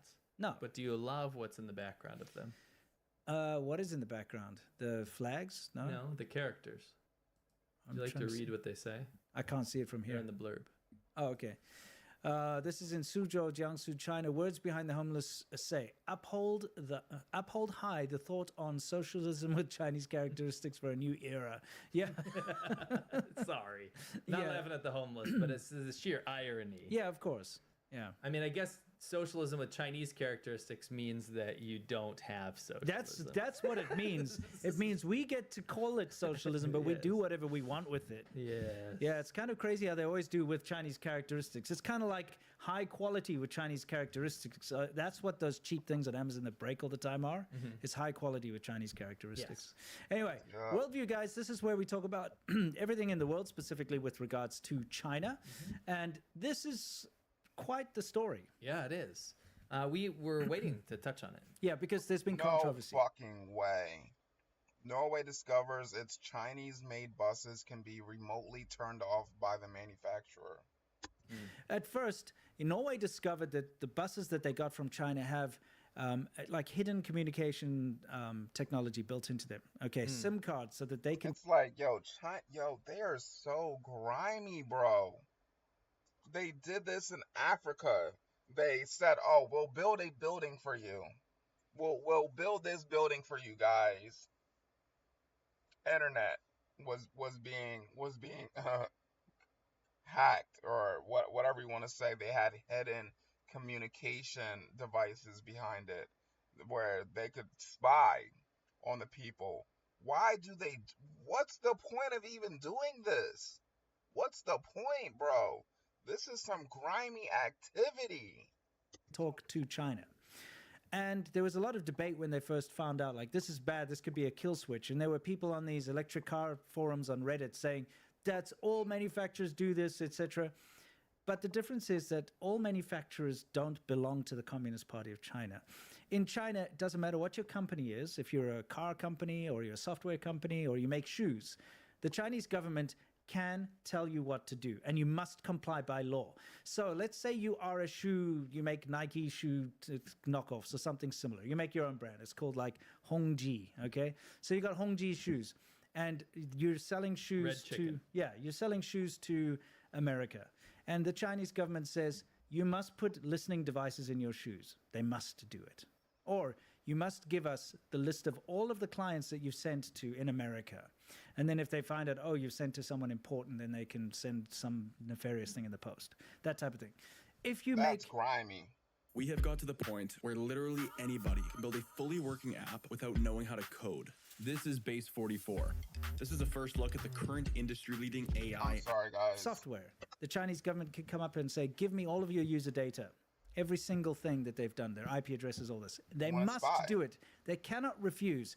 It's not like in other countries like America. If the American government goes to Apple and says, give us your user data, they'll say no. And they can say no. But in China, you can't. Same with car companies. If the Chinese government goes to whichever car company made these and says, you enable that listening device, the microphones in there. We want to hear what people are saying inside that bus. Give us the receipts or the tickets of every person that rode these buses. They must do it. They cannot say no. No. They can't. So that's the security. Again. North Korea, China, North Korea, China. Risk. And so they found this two-way communication thing in these buses.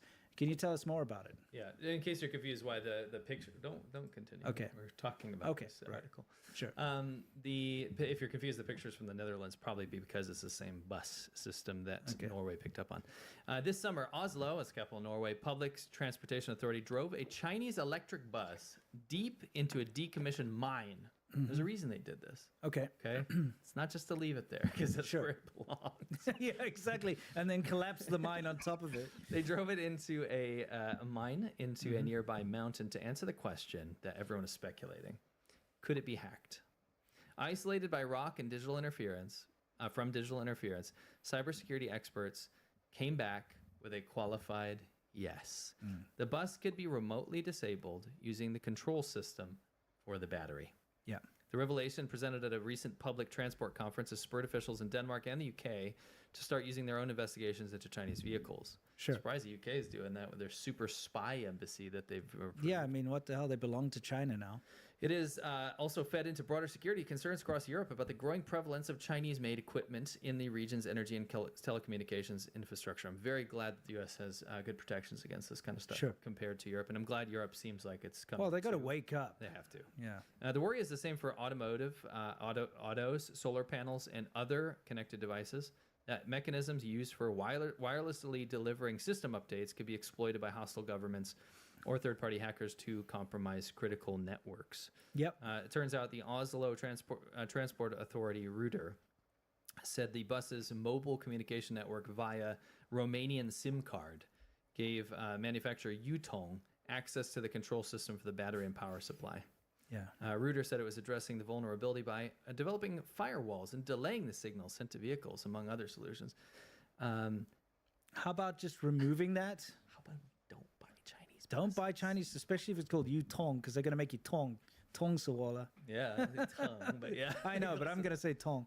Yeah, seriously though, stop. You cannot trust the Chinese government because if they have a political agenda against your country, they will use whatever means necessary to affect you. Yes. So your analogy about the listening devices is an analogy. The reality here that people are concerned about is being able to disable vehicles with a kill switch in China, which now has been proven they can. Now, if you think about the applications for such a thing, you can cause chaos. Number one, they can be disabled while they are moving. Yes, I forgot to bring that up. So if a bus is traveling on a highway at speed, and this is something they know because they can get the telemetry, I'm sure. Bro. Bus is traveling at speed on a busy highway and it suddenly stops. That's insane. That's insane. Like, there's no safety feature to be like, no, it's moving. No, they can just be like, and then like that could be assassination attempt or what have you, whatever nefarious plans they would have for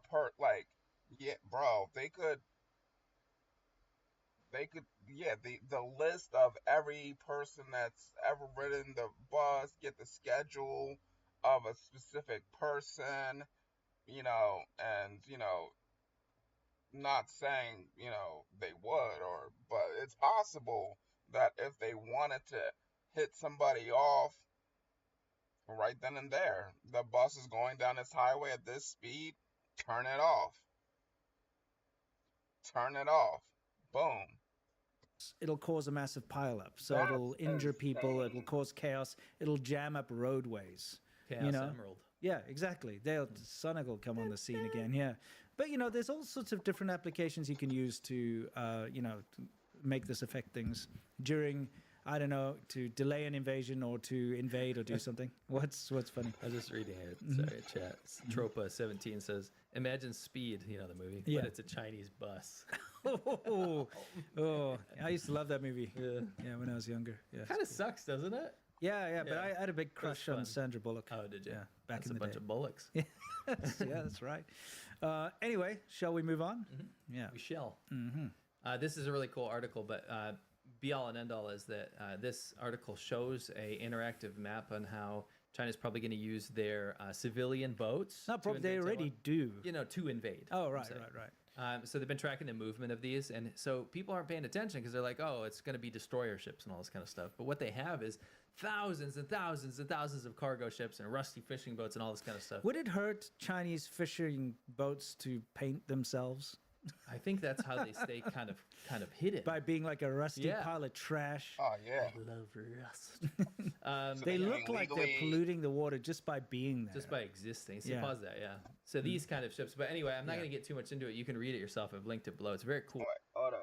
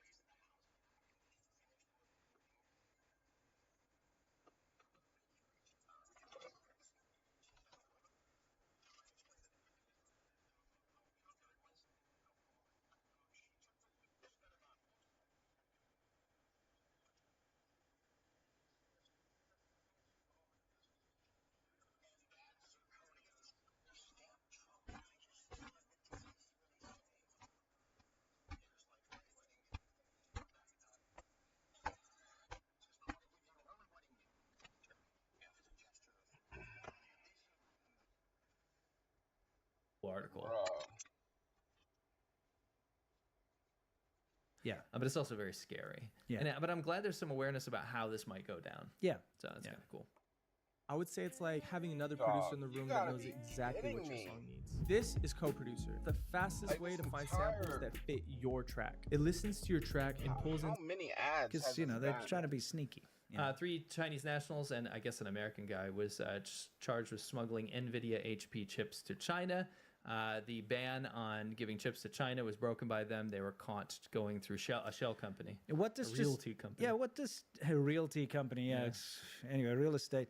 Guys, this proves that once again China will never play by the rules. They break the laws to get what they want. Yep. Okay, and that's why you can't trust them with your buses or anything, really. Yeah, I think you've linked the article below. It's good. I'm glad that they managed to foil that. Yeah. It's good. There's just some details there we don't have to harp on because you guys can read that yourself. Yeah. This is part of the whole Japan row. This Japan spat, I don't want to get too much into it again, but you know what they did is China warned its citizens to not go there on holiday, because this is what they do. This is how they hurt people or countries that they don't like, is they hurt them monetarily. So they're like, fine, if you're going to make that statement, we're not going to let our people travel to your country anymore.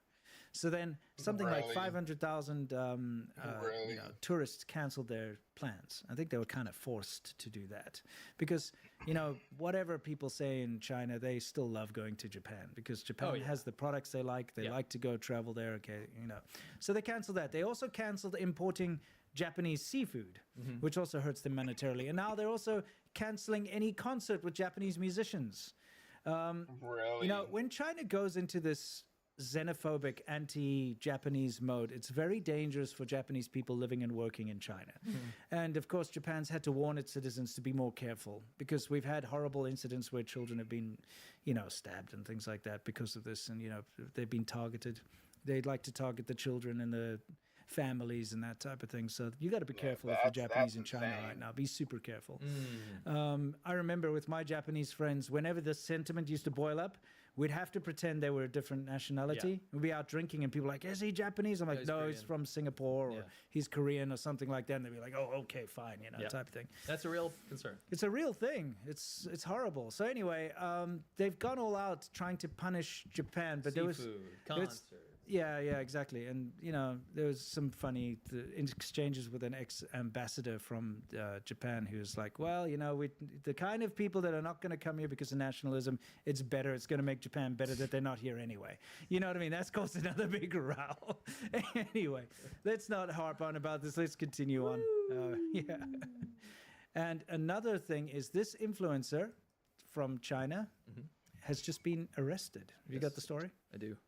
November 19th, according to Cambodia China Times, Chinese internet celebrity Sister Orange was her nickname, and was rumored to have gone missing in Cambodia, sparking attention. By the way, can we just point out China's face filters once again?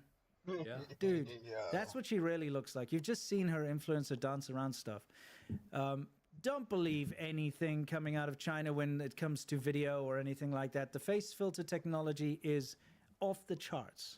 Yeah, she was arrested. That's the punchline here. She was arrested for online fraud, transnational human trafficking. Yeah, you know how that went down, actually. She went to go and visit her boyfriend. Yeah. And her bank accounts in China have been used to launder the money out. Yeah. That's why she was arrested. So here's the deal. Yeah. Nobody cares about the crime. Wow. No, they only care about the face filters. China's going nuts. They're like, yo, we were lied to. Yeah, I used to exactly. watch Sister Orange. Yes. On whatever, at Douyin. More like Sister Potato. Stop. Yeah. Stop. I'm just Sister, yeah. She got the chipmunk, like literally them joints. Chipmunks, bro. Sister, yeah. Anyway, people are more upset the fact that she doesn't look anything like. Yeah, she looks nothing like her face-filtered self. Yeah, this is one of those things. That's actually what people cared about. Yeah, that's actually what people care. Not that the fact that she's involved in human trafficking and fraud and all that, but that she actually doesn't look anything like her online persona. Which is kind of a sad state of the world. Yeah, that's the way the world works, dude. Let's be honest. Yeah. It's dumb. It's super dumb, but that's just how it goes. It's highly regarded. Oh, absolutely. Anyway. Yeah, it's time, guys, for, well, that was interesting. Time for us to hit our Yumcha Q&A segment. This is where we answer your questions.